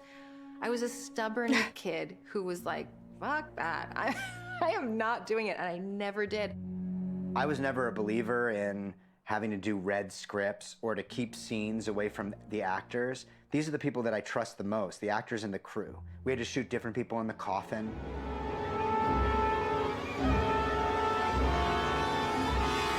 Oh, wow. Okay. Josh is like, what the fuck does this mean? Am I dead? And is like, you couldn't tell Josh that he was the herring because you're actually asking the actor to come in and shoot a piece of film that's never going to be in the show just to kind of throw people off the scent. But it's difficult because someone like me, I talk too much and I'm too open anyway, so it's hard. I have to really go, I kind of like, too, that people would ask me, you know, what about this? I'm like, you know I can't tell you. I like that. Because doesn't it build that Christmas morning feeling? That feeling of like, I am looking forward to something. It's like, And why, yes, I why wanna know, bother? but I You don't know, really just read the last page Yeah. of a book. Exactly, but Go spoilers, for like, it. listen, if I'm Exactly. gonna give you a present, I want to be able to wrap it and present it to you the way I wanted to present it to you. And a spoiler It's like the Grinch. is like, here, I got your watch. If you tell someone, I know what happens in the Lost finale, do you want to know? It's almost too tempting to resist. There were sites that specifically got hits because they would post spoilers. And then the Have more you people had that anybody know, tell you the that they more were voices out spoiled there. for the season 3? Okay. So I was on Dark UFO all the time, and I went there, I clicked on it, it was all my fault, you know, I was like, I want to know, tell me about it. The flash forward. I mean, actually, I could talk about it, and I just got goosebumps, because that was a game-changing moment for television. We have to go back, Kate. We have to go back! Jack, Hairs with on the back of my neck beard, just went up. Standing there screaming, we have to go back. I was standing up in my living room, staring at the TV, going, What? Like, holy shit, this is the, and trying to people who weren't on the, we all weren't at the same place as it was happening, of like, wait, what's happening? Like, yeah, shit, it's so good. When Charlie holds up the not Penny's boat thing. Oh. It was another one of those moments where I was like both shocked, but I was screaming and cheering at the same time. And there just isn't anything like it. So why'd you kill him? They told me to. I was told to. I remember being on the set, and here comes Dominic walking, and we're about 50 feet away, and I start shaking my head. And before I could say anything, he looked at me and says, "It's all right, Andrew, it's all right." And when I shot it, we did a few takes of Dom in the tank. And I remember he pushed off. I said, push off, and if you want to get embryonic or whatever you want to do, go for it. And he pushed off and then crossed himself. And it was so moving. And I think JJ, when he saw the episode, oh my God, what you had Dom do there, cross himself, was devastating. I said, wasn't me. I may be smart enough to know when it's brilliant and say thank you to the actors, but that was Dom. Are we going to get Dom in this? I am hated for that. Hated for a lot of reasons in different roles, but killing Charlie is top of the list. It's not Penny's boat. It happens in airports, actually, that people will Hey, raise it yo, on their yo, hand yo. and just hold up their hand to me and not make eye contact. And I'm like, yep, I see you. So do my kids, who don't know what's happening. God forbid I post something on Instagram anywhere near a boat. It's all anyone wants to comment. Is that Penny's boat? Not Penny's boat. Kind of like Penny's boat. Looks a bit Today, like Penny's we're boat. counting It's a down our boat. picks for the best TV episodes of all time. The Constant. Star-crossed lovers is a story Oh. as old as time. Thwarted Amazing by family, episode. Again, a trope we know from literature. Thwarted by tears in the space-time continuum is perhaps a more unusual trope. I like the way they did the time travel in that, because later on they did the shaky dance, but I like that it was just in his head. I think The Constant is unique in the story in that it's a very standalone episode. And it goes to the crux of what It's the like a show mini movie. is about in terms Yeah. of science fiction and love and what people will do for love and the lengths they'll go to.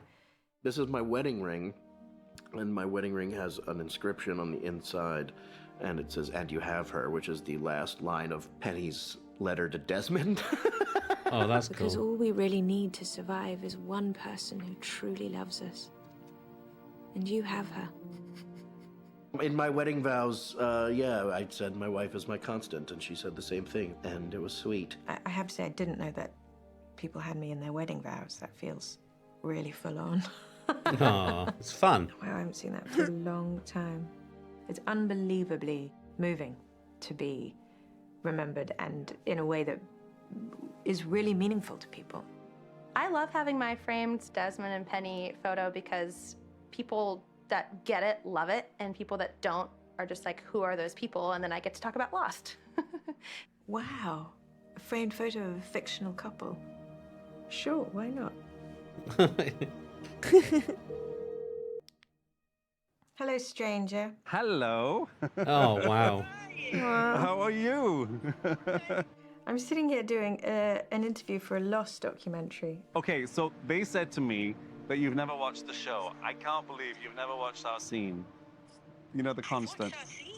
Oh, you watched that scene, just the scene, but you never watched the whole You watched the whole episode? That's so funny. I get just so many people who will just sidle up to me and go, that was my favorite episode. And Oh, they that's are nice. always talking about constant. Oh, shoot. Oh, can you hear me now? You This know, is we're real, in the North guys. Shore, so At least he won't die on I this lost island now. Got his constant. Yeah. My I lost her. honeymoon was, you know, what Good all one. adults do for their honeymoon. We went on a Lost tour. I remember standing on the beach going, like, it's just a beach, but they shot Lost here, and I'm very happy. I always felt when I went to Hawaii to work on Lost that, in a way, my experience was a parallel the little of the character's experience. breakfast place. Look. I flew into the middle of the vast ocean and landed on a strange island, and I had this magical, adventurous experience. Anyone who goes to Hawaii and you get off and you get the impact of that air, it's like nothing you've ever experienced. There's some quality in it. It's just so, it's beautiful. It's almost mystical. But we have to go back, you know? I remember coming out to work every day and thinking, this is our office for the day. This is where I get to work. And I never took that for granted. and look, it's just beautiful. Oh, right? it's the golfing place. Right. Hi, it's Ella The here, and Others. welcome to Camp Birdman. You guys might know it as the Others Village. How I know it is a summer camp. I've been going here since I was about 9 years old, and it's a lot of fun. These houses, though, they're not what you think they are. Let's see what they actually look like. Welcome to the cabin. There's 16 bunk beds in each cabin. They're pretty comfortable. This would be a and trip not a lot to of walk people around. believe me when I say Oh, this, but yeah. I was on the show. I was baby Erin. Really? Ella was supposed to cry, and she did. She cried right on command. So the casting ladies decided to have a reunion of all the baby Erins. And so they invited all the moms and all the babies to get together in the park. And this was pretty hilarious to see all these baby Erin clones. Identical. Yeah, looking identical together. They put them all in these baby Erin t-shirts. Baby Erin, This is baby Ella Erin. right in the middle crying. Yep. Which you're very good at, your specialty. Yep. Do you want to She's a read the stunt letter crier. you wrote home to Sure. me from camp? I told some counselors that I am in Lost, but they don't believe me. So it'd be cool if you sent a letter and say I am in Lost, so they will believe me. Love ya. Love Ella. So I did. Hawaii for me was so beautiful, and combining it with Lost, with that experience, it was all just roses, you know. It's where people go for holiday, you know, and we got to work there. And I could actually like make my coffee and then just walk down the beach to the set, and that was pretty great. That was pretty exotic. We lived really close together. We could walk to each other's houses. It was a really innocent time. So we hung out What together. great job. The show would air, and Yeah. whoever was featured would have to host a party. And we'd have a party at their house, big dinner and cocktails, and sit and watch the show all together. The aloha is real. People are just a little bit more respectful. I still smile when I see the water. I go, oh, it's a great Yeah. day. Good water. How's the water today? It's flat. You know what I mean? It's like, oh, today's it's glassy. And I Oh, will there's- say this, even after 20 years, every time I work and I travel and I come home, as soon as the plane touches down and Yeah. that door opens, There's that. and the island air just comes into the plane, I'm just so happy to be home and to be living here. And that's because of Lost. I love Hawaiians. They really embraced us and the show. Also, I think because we embraced Hawaii. We had a lot of locals on the crew. We bring in local priests, you know, to bless the set. Our call sheets had a Hawaiian word of the day. The culture was so respected. And in Lost, whenever you saw those beautiful, vast views, you fell in love with that. And Hawaii was represented in a way that I don't think it had been represented prior. So it was quite beautiful. I think Hawaii was real excited to have Lost here, exclusively here. You know, I mean, we shot and it would look like Boston, or we shot and it looked like Kuwait. It was all shot here. Lost really made an effort to hire local people and give back to the economy here. Yeah, that's a wise I don't move. think I've ever done a show with quite as long hours as I did on Lost. There was a sense of fulfillment because it was such a popular show and everybody loved it. The fandom of it all and being on a show that just is off the charts. I mean, I still have people look at me like, you worked on Lost? It's shows like Lost that really invest in us, and I think give us the future to build. And to be able to create the jobs where people not only make a living, but can have a life. That's significant. We knew the show was hard and we were doing some crazy things safely. Yeah, right. I think for us, our film family in Hawaii is a really, really tight community, you know, here. I embraced being in Hawaii. I loved the Hawaiian community. I miss them. Our whole community there was so beautiful. Hawaii is just... kind of just need to take a moment. I'm surprised they all don't live such a there. special... Yeah. It's not even just a special place, it's a special vibe, it's a special everything there, the energy. And I haven't been back, and I need to go back. Oh, wow, you need to go back. It was a very long time to be literally stranded on an island. All of us relocated to live in Hawaii for the show. There would be weeks that might go by without me being called on at all. The blessings of a big cast. So I would get a little stir crazy. I realized that if I wasn't working there, I would have a hard time living there.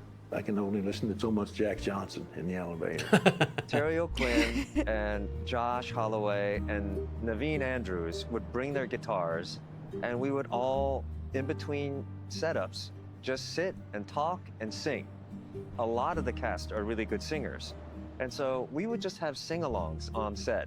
And, you know, when they would call us to work, we'd be like, oh, come on. You know, we've got one more song. I have to work. Holy crap. There's a Hey. tree on the set just outside of Haleiwa, Hawaii, that still bears the mark of all my practice. I have a few of these, actually. So yeah, it started out with knives that had wooden handles, and I kept breaking them.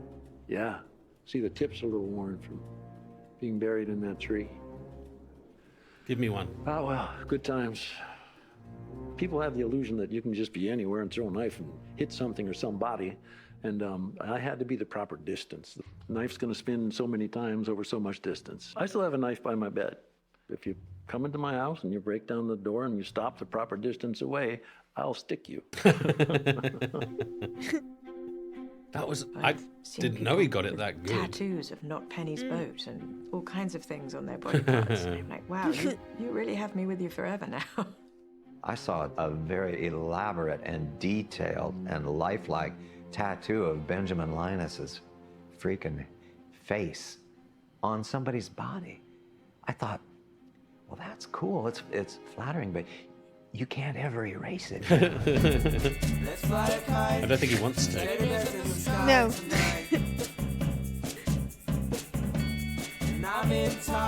Yes.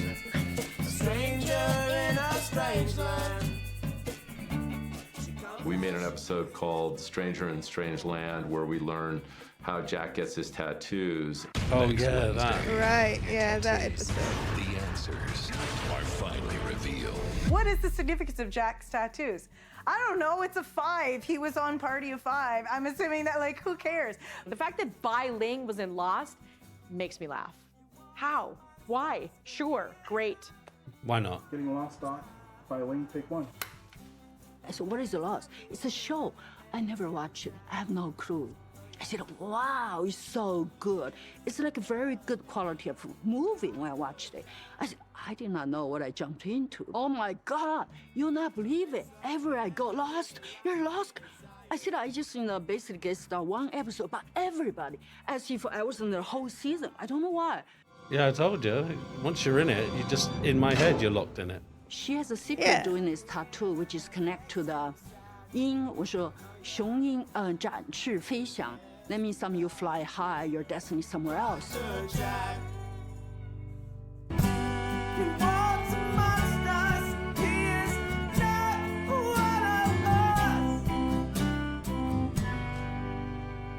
Some of them are extreme tattoos, but the 4, 8, 15, Yeah. 16, 23, 42, I could definitely see that The being show was such a big deal, a good especially one. in its final season, that there was a whole controversy about the State of the Union preempting a Lost episode.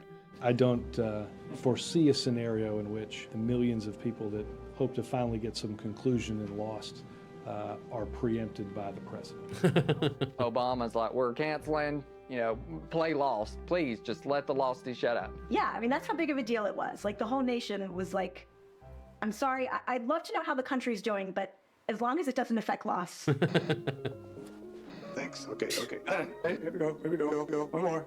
The final episode of Lost was the most anticipated television event of 2010. Even though the number of weekly viewers had declined from its peak in the second season, over 13 million people tuned in to see how the show would end. To this day, the finale of Lost remains one of the most divisive and polarizing episodes of television that ever aired. I'd heard that, and I was really worried about watching it. Oh, God. Great. My favorite subject. That's going to be on my headstone. He's still talking about the finale. Here lies Damon Lindelof. He was dead the whole time. On the inside. As you probably know, Sunday night is the series finale of Lost. How will it all end? The final episode of Lost was one of the great pop culture television events of the 21st century. I mean, you couldn't escape it. It was the most anticipated finale. This Sunday, 7/6 Central, ABC's Lost series finale.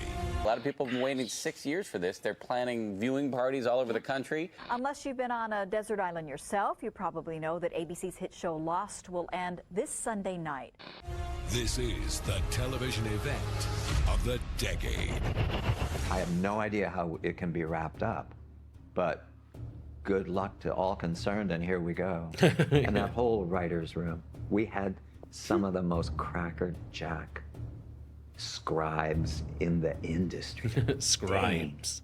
I remember feeling that whole last season, I was getting scared the closer we got to the end of like, if they're not telling us stuff now, like there's no way that it's all gonna be answered tonight. You can't wrap up a show like Lost with a little pink ribbon and say, here's your finale. I mean, you can, but I think that would be kind of shitty. And it can't be like any other show, because it wasn't like any other show. Yeah. It was operating on a lot of levels. Some of them, I'll go ahead and say, were spiritual. A lot of philosophy, a lot of reference to ancient literatures and mythologies. It was a big picture show. It was like a thing that was exploding, like a nuclear thing that was exploding outward in all directions. Like, oh, so good when it reference, comes like the time bomb. to wrap it up, what can you do but bring it all back into the core of the original explosion? I think sometimes people, they wanted something simpler, or they wanted neatness, I think, or cleverness. Thank God we weren't clever in the end. It meant more than that. The longer a story goes, the deeper of an investment someone has in it. So the more hours that someone invests Just in the Lost, ending would have and upset those people hours anyway. aren't just time spent watching Yeah, the just show, it but talking being about at the the end, show, yeah. anticipating the show. If you watched it from the pilot to the end of season 6, you probably invested close to 1,000 hours of your emotional energy into Lost. And so for every hour that someone invests in Lost, the ending has to be that much better for them. That's fair, right? Ending anything is really challenging, and ending a show that people don't want to have end is even more challenging. It's hard. Like, you try it. Everyone's going to have their own opinion. Everyone's going to want something different. Everyone's going to be like, I wanted this, I wanted that, I wanted to hear about that. And I don't know, I like that they kept true to themselves as far as keeping a lot up to the imagination. To me, the most important part of the show was the characters. And what the finale did is, I felt, gave closure to the characters and their story. Together. Like life, it's about the journey. It's not about that ending. So, and that was the sort of takeaway. I always felt it was about the journey. I loved the finale. I really did. And I think if you were that invested in the characters especially, you couldn't not be affected by the finale because I just cared so much about all of those people. I was so happy to go back. I was and glad get to I see liked everybody. it. I really loved Oh, the yeah, way me they too. I decided mean, to kind of come on. wrap things up with the characters. You know, I thought there was something beautiful there. Felt like a love letter. Hey. We'll go Dutch. Aw. I love that scene so much. We'll go Dutch, yeah. As often in the course of Lost, I was confused by the finale. I didn't know the water's all going on. I don't quite understand. I knew there would have to be a confrontation between the light and the dark, and I was happy to be representing one side. I love the finale because I feel like they were so true to who the characters were and what the show ultimately was about. And I do think that, look, when you have a show that inherently has some massive and significant questions, at a certain point, there probably isn't an answer to that thing. I can understand some people waiting for a particular thing that they wanted to understand and not getting that answer. But that's what life is. We don't always get the answer. All these questions, even Lost, you have a lot of questions. But I believe in our mysterious world, a lot of questions are meant not to have an answer. You just have to accept it because it's a mystery. We all saw what happened with Star Wars when they answered too many questions. People didn't love it. What are you doing? Checking your blood for infections. Oh, Lost is not the only midichlorian show that people, didn't like the ending. You know, think about how The Sopranos ended. I can't hear it. I can't hear it. A ravening audience like the Lost audience. Half this country votes red and half votes blue. How could you possibly agree on the Lost finale? Why would they do that? I'm glad I didn't hear it. I didn't see it. I watched a lot of shows where I No, thought me neither. the show was going Not to go editing somewhere, this. and the ending was like, wait a minute. We don't want to go into that because I was a huge Game of Thrones fan. Yeah, I didn't love Game of Thrones. I don't want to talk about that. I'm going to get angry. Oh, shit, I'm those people. Yeah, but hold on. Sometimes finales are bad. Lost and Sopranos, they're divisive. Then there's bad. Today, we're counting down our picks for the top 10 worst series finales. Oh, Nothing riles me up more than seeing one of those clickbait articles. One show that I says, really want to see. Worst finales of all time. Listen, didn't your mom teach you if you don't have anything nice to say, don't publish it on the internet? The show went downhill fast and contained an ending which was just insulting. Let's meet in a church because this is purgatory. What absolute nonsense.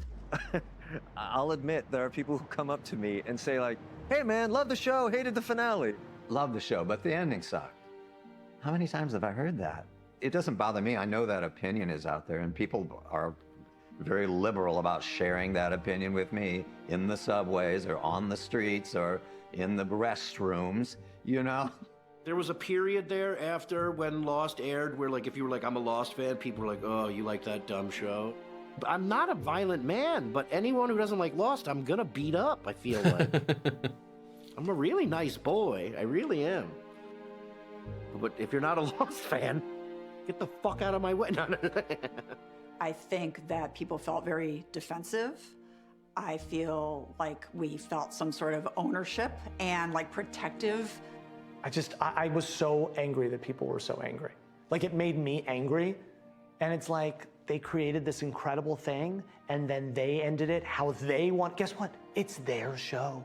It's not your show. Some people were happy and there were some Oh, people wow, who were Frank. very Oh, wow. upset. They were Frank. probably enjoying the show so much that it wasn't that they were judging, and I'm sure we'll get a lot of calls about this. It wasn't that they were judging the quality or that they felt cheated. They just never wanted it to end. I didn't want Lost to end. I felt there was more story. I wasn't finished with Desmond. I was very sad to see him go.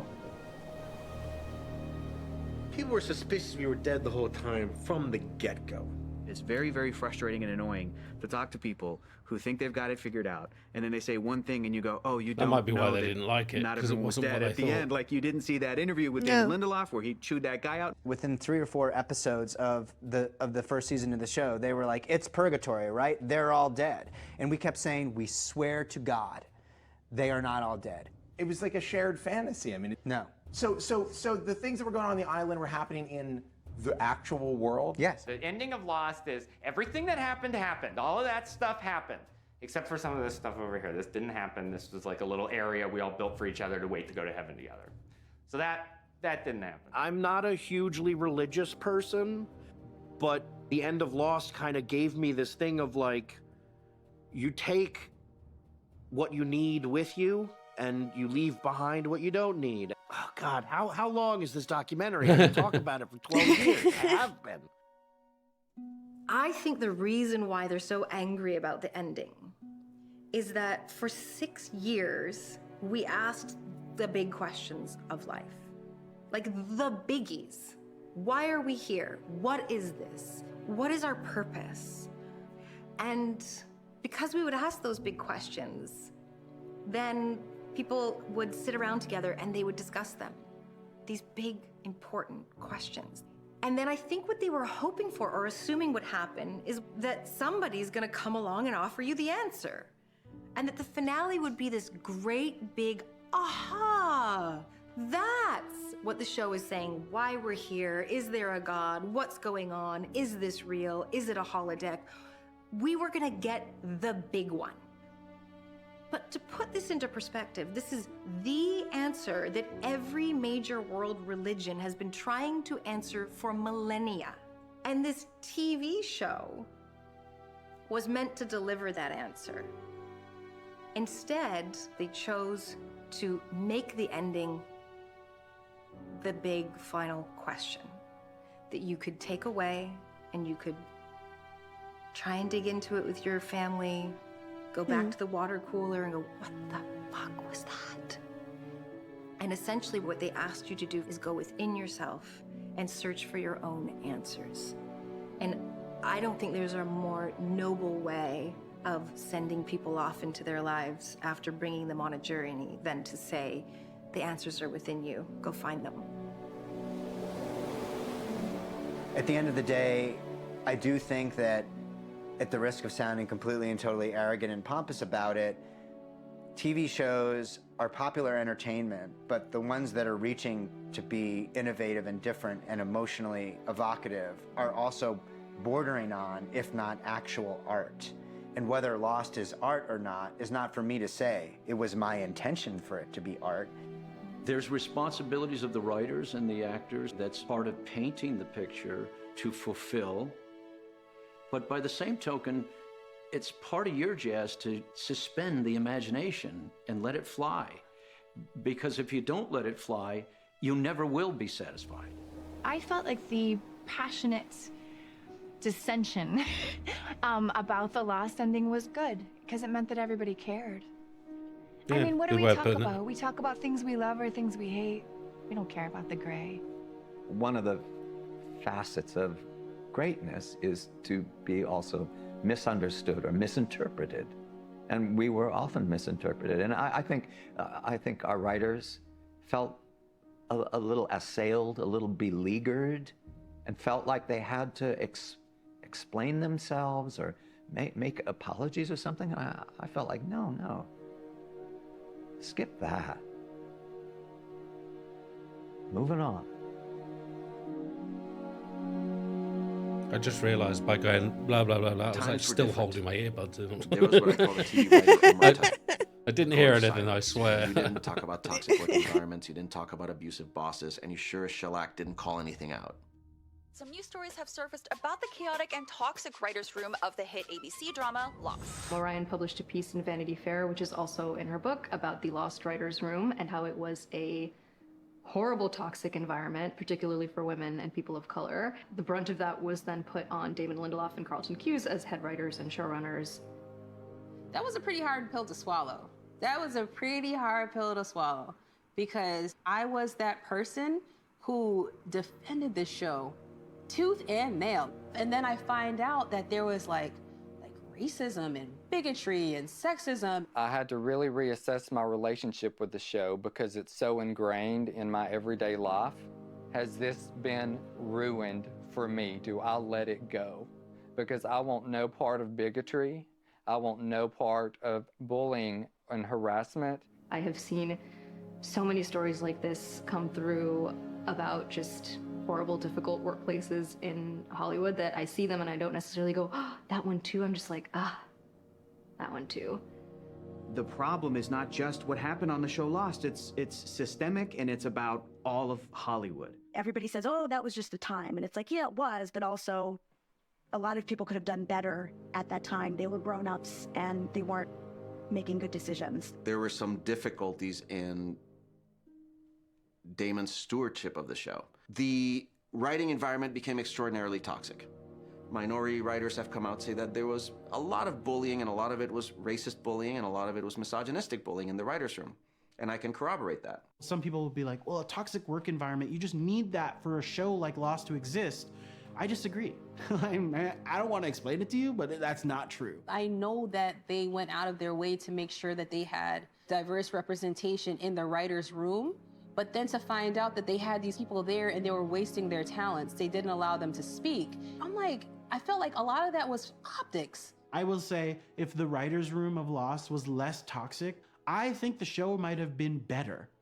And that's kind of a sad thing to think. A show that I love so much would have been better if they were just nicer to the writers. When you talk about the interpersonal relationships within the writer's room and the kind of bullying and teasing and currying for favor and all of that, a lot of that did take the form of jokes about race and class and gender that were completely inappropriate and abusive. It was very, very hurtful, like especially some of the stuff with like Mr. Echo.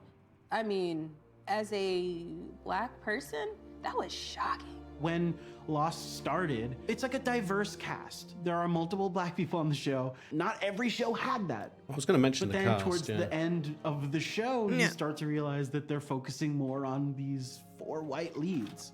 The people of color were just kind of moved to the side, slower and slower and slower, and then faster and faster and faster. The episode in the last season when we lose Sun and Jin and Saeed, like all in one fell swoop, it felt very like, oh my God, all these characters are just gone. And they all are characters of color. And it just felt like a very unceremonious way for them to go out. And I think people felt that at the time. Working on a show with a Latino character as one of the leads, and then having to write material like, oh, he's still fat because he hoarded away a tub of ranch dressing. Isn't that hilarious? You know, because that kind of humor is the stock and trade of the writer's room, is really difficult to brook. That shows up on screen, but that's also a staff that when Michelle Rodriguez got a DUI, you know, 2 of the senior level producers put up her mugshot, along with Cynthia Watros' mugshot, right? And made jokes about how Michelle had sold Cynthia Watros for cigarettes in the Hawaiian prison because she was a wily Latina with, you know, gang experience. I talk about that so that it doesn't happen again, so that other shows that come after us are better. And it's leading by example, you know, having a room that is positive and not making racist jokes. Just if you just don't do it, people will continue to not do it. Not everybody was the bad guy. There was a lot of people that came to work every day just trying to do their best and got mistreated. Like, I would like for those people to feel like the effort that they put in was worth it. I think it is a disservice I'd never heard to any those of this people before. to say, This I'm is a never going to watch first. Lost again. Because that's Same, something that they same. literally put their sweat, blood, and tears into making. I think we need to acknowledge it. I think we need to really demand better from the people that make shows. At the end of the day, I mean, I know Sawyer could make some off-the-cuff comments, that's no but excuse that was for part the of his personality. toxicity that was just occurred in that writer's room. Yeah, just one of My them. position is that it all happened exactly as they said it did. The thing that I probably feel the worst about, that But it shouldn't be I was so happening in the wrapped up workplace. in my Come on. own emotional process Absolutely. that I could not see, experience, or care about anyone else's emotional process. And when you're the boss of a thing, that's not the way to run a show. The idea that it was a boys' club or that I showed favoritism towards guys who looked like me or had the same experience is spot on. So what I would probably describe as favoritism is analogous to racism or sexism. This is now a part of the show's legacy, and I wish that it wasn't, but it's my fault that it is. Well, taking ownership. I think there was an overly permissive culture in the writer's room on Lost, and we didn't understand at the time the fact that the culture of the show was harming people. And, you know, I really regret that that was the case. And as a showrunner, I have responsibility for that culture. It really is a shame. And, Yeah. I wish we had done a better job, and I'm very sorry about it. Not just for the show in general, but I for felt the people who had to betrayed. turn up to The work. people for that. strange because I am just a fan. And I'm so proud of people for coming forward to talk about it. I think it's important for Lost fans to know that it's not perfect. And life isn't perfect, and it's messy, and so was this show. How I choose to think about any of those situations is, does the person seem to have owned up to it? Did they learn from it? Had they atoned for it? What are they doing now? A lot of times, to me, actions speak louder than words. It's really difficult because you do put these people on a pedestal. Maybe those people have changed. Maybe they've learned. Maybe they treat people better. And I think that we all can do that. I think Lost has taught us that. It shows us the flashback, and then it shows us what's going on. Lost shows us who we used to be, how we can be, and ultimately, maybe what we should strive to be. At the end of the day, I was as big a fan of Lost as anybody. As miserable as it was and as miserable as it got, the thing that makes all of that worthwhile is that so many people love the show. You know, you can go through your life in this business and think, I'm not doing crap for the world. I'm just making a living, doing some schmaltz and some that. But, you know, a guy got up and told a story, and he was a doctor.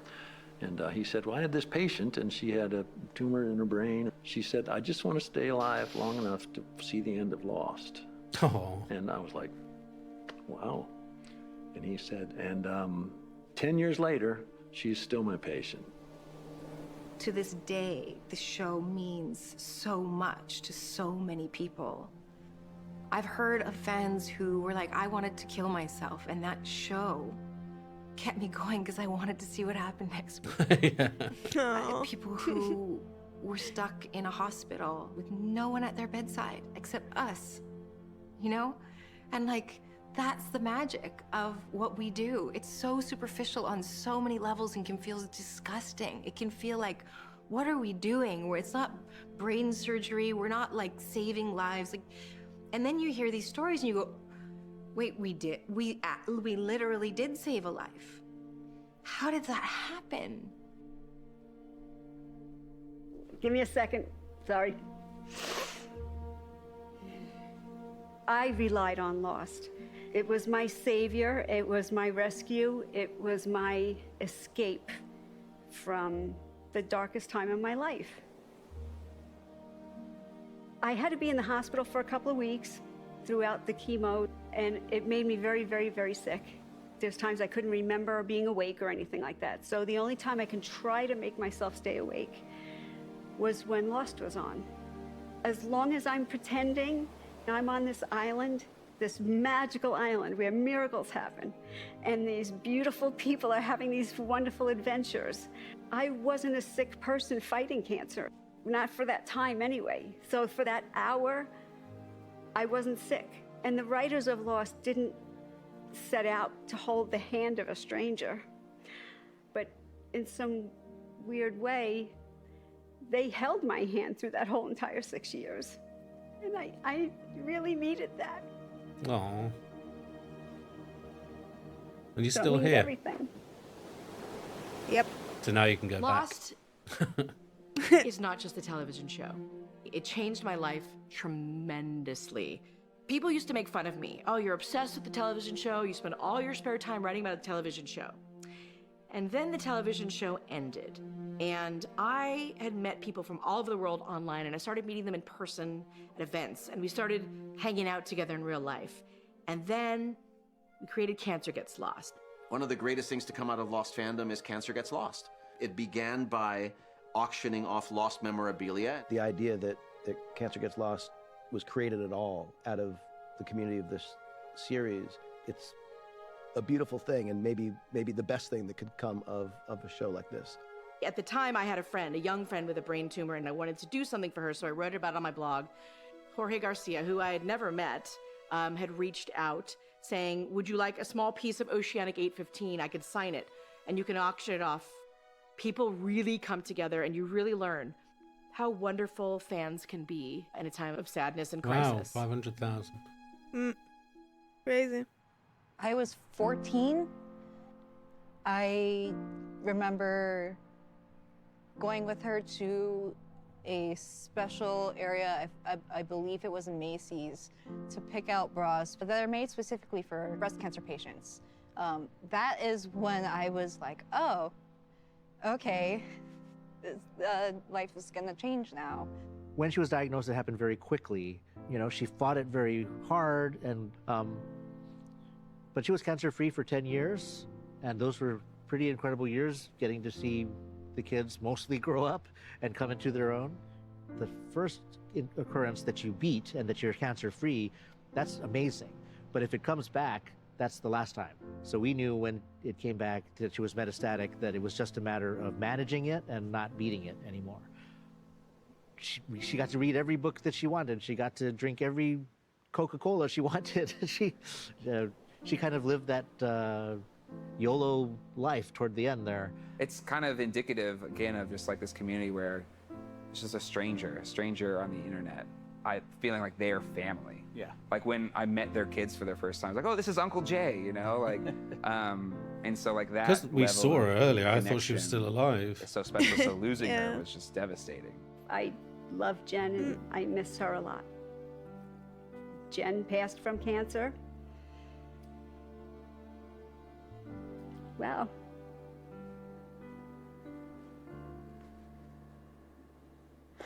Sorry. I miss Jen.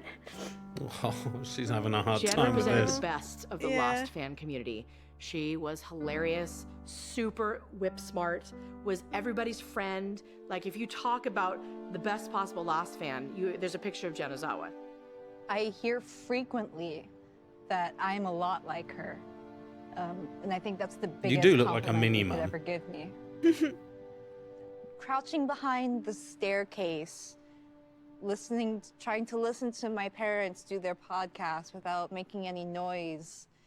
And because I was supposed to be in bed, and I was not. And now I'm here. What do you think Jen would think about this documentary? Mom should be here. She would love this. Are you kidding me?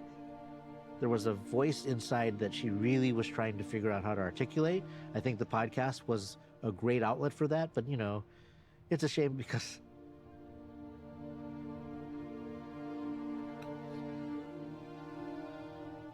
Don't set I don't me think off. she was done. She could have done a lot more. I miss her every day. And I wish she was here. I think Lost certainly helped us process things that we were going through. I mean, these are things that really matter about a network television show, is that we form these connections with people who care about each other. If I were to sum it up in a word, it would be community. You know, making friends and pen pals with people in Missouri as well as Sri Lanka, like, that's amazing. I think the fan community was what kept her going. I mean, both before and after her diagnosis. To this day, when people will comment on one of the social media platforms like, oh, you and Jen were so great and X, Y, and Z, that means the world to be remembered. I love that. She would love that. And she still turned up in the documentary. Yeah. Oh, wow. I hope that when people talk about the shows that defined an era of television, that Lost is among them. There isn't a job that I have gotten since Lost where someone hasn't said to me, I loved you on that show. No one has said to me, what's Lost? Never heard of it. I never finished watching the show. Sorry, Damon. I just think it's so effing awesome that I was a part of something that mattered so much. It was awesome. And her death was a shock I as miss well. it so much. Yeah. One of the cool things about Lost is that you can still ask questions about it. Not everything is answered. I mean, what's more boring than a completed puzzle? And even comparing it to something that's made right now. I mean, God, we're doing a documentary 20 years later about, I don't know, freaking kick-ass show that I still love, and I'm so lucky that I got to be part of. It was so central and so primary for a period of time. And then literally my involvement became like as a viewer, as a fan, sort of watching what was being done. Like I would watch episodes of that show and like my breath was taken away because it was just so thought-provoking and emotional and unexpected, and the scope of it and the scale of it, especially at that time, because so many incredible people, I think, were doing the best possible work on that show. I'm so grateful, not just for what it did for my career, but what it did to break ground for diversity on television. The fact that you had 2 series regulars on a network show speaking a language other than English, and you were expected to sympathize with them, not consider them enemies or other or some kind of stereotype. More normalized now, when you isn't start it? having the conversation about Yeah. diversity and Subtitles. inclusion in media, you must include Lost in that conversation. I mean, maybe the legacy is that you do take a moment to put yourself right in there in someone else's shoes. In life, we get into a lot of trouble if we make someone else an other, right? I would never be like them. I would never do that. You know, I would never say that. And I think the wonderful thing about the perspective of Lost is we start to have empathy and compassion because we can see the why of it. This TV show changed my life in every single conceivable way. Watch it all then. I have no idea where I would be and what I would be doing right now if Lost hadn't existed. I wouldn't have the life partner that I have, who is the greatest gift of my life. I wouldn't have my sons. I mean, I might have children, but not those ones. I think because I had a difficult journey, it's just so important for me to say how honored I feel to have been a part of Lost, to have been a part of that moment in history. Had quite the of career as well television, out of it, to I be a think. part of the beautiful group of cast that I worked with. I think it's important that people know that I'm proud of it, and I'm really grateful that they love it. That means a lot to me. The friendships that formed out of it and this shared love of something was as powerful, I think, to me, to the fans, as the show. And I think remembering that time now, when we all loved this thing, and we all literally took the time to sit down in front of a television together, it is Lost.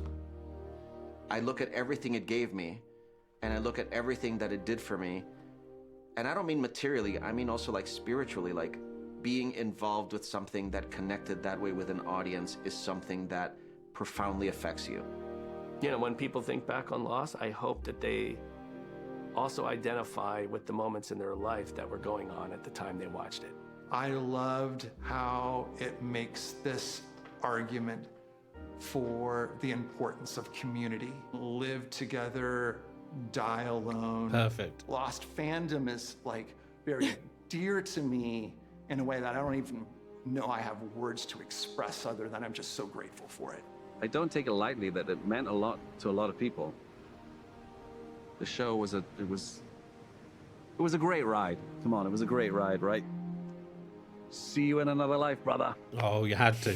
You had to say it. There's a very, very corny line in the finale. Where are we, Dad? This is a place that you all made together so that you could find one another. And I think that that's what Lost is on a meta level. And I think that all we ever want in human existence is to find our people. And the fact that Lost, this television show, created a space for some to find their people. And that community not only existed for the time that the show was on, but persevered. The community in Lost has been my savior. And the friends that I've made along the way are truly going to be sitting on those church pews with me at the end. I have everything in my life right now as a result of this one show, which I am forever grateful for it. So Lost will always be special to me. The community seemed to just get tighter and tighter, even though the show had ended. Like, they're my people now, you know? That's my community. The fact that we're sitting and talking about it now, 20 years after its inception. Whether its legacy as a qualitative piece of television is good or bad, it matters to me, of course it does. But the thing that is vastly more important is this other thing, which is that it matters to the community who invested in it, that they cared about it, and that they struggle and wrestle with it and are still engaged by it. I'm just immensely grateful that that community still exists and that there are people who will, watch your documentary because they care about the show. So yeah, it means the world to me. Fans own it now. That seems very, very clear. The eye. Remember the lost numbers? The lost numbers? Oh, all of the numbers? Fuck you! What are you talking about? Do I remember? No! I mean, the numbers are bad, right? So. Oh my God. 8. 6, 7, 5, 3, 09. It's funny, my kids would be able to rattle off the numbers like that. 40, 15, 16, 23, 42. 4, 8, 15, 16, 23, 42. When I very first met my boyfriend years before we dated, he was wearing a t-shirt with the numbers on. 4, 8, 15, 16, 23, You have 42. them on your t-shirt. I didn't even have to look down at my shirt either. What do you think? I don't know the lost numbers. The numbers are Boom. 4, He's gonna 8, explode 15, me. 16, 23, and 42. And let me explain why I know them. I was...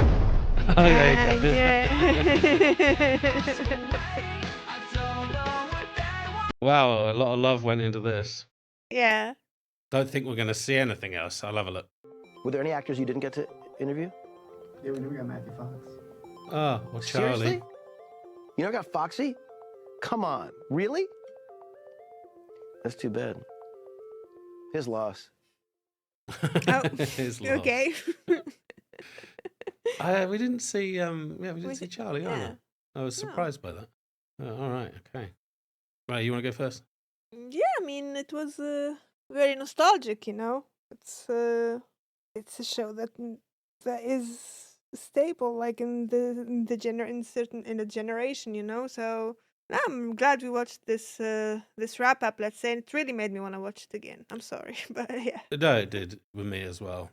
Just seeing certain moments was like, oh, I remember. And then right at the beginning when they showed the plane going overhead, and it was coming down, it just like, I mean, it's still like we're watching the clips, as it was going. It still looks good. I mean, I didn't. Yeah, I mean, I had no sense of its age while we were watching it because they were very clever.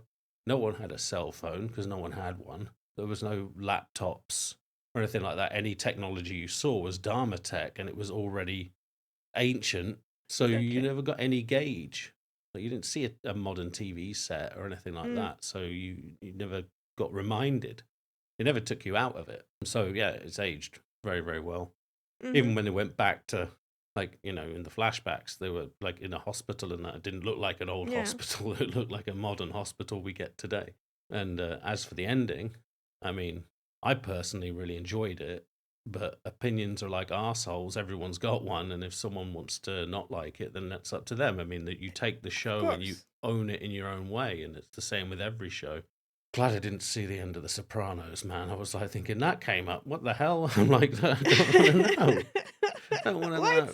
Everything. So yeah, what was it? I can't remember what was said in it, but there was that freaking Miss Hulk thing, She-Hulk thing, or whatever. Yeah, She-Hulk. Yeah.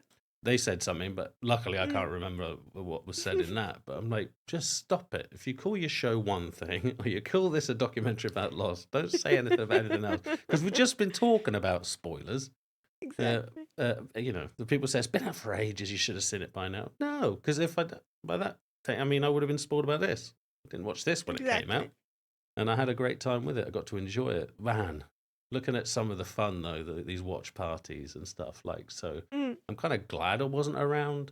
I was around, but I wasn't watching it when it was current because all the speculation and discussions and stuff would have driven me mad. But then also the watch parties. I did it a couple of times with Game of Thrones. They're kind of cool. You know, you got barbecue going, you Mhm. watch an episode. But yeah, man, it's can't believe we're back here in the hatch. Had to find that again. Yeah. But no, it's been 20 years for a lot of people, not for us, but it still holds a special place. I won't claim to be a lostie. I think the real losties were there for the whole journey, I would say. Absolutely. So I won't claim that for myself, but as a fan, yeah, big fan of this show. But yeah, I've got nothing really else to say on this. What about you? Yeah, I'm all done with this one as well. All right, cool. Yeah, we'll catch you in the next movie or something. Bye. Cheers. Bye, guys.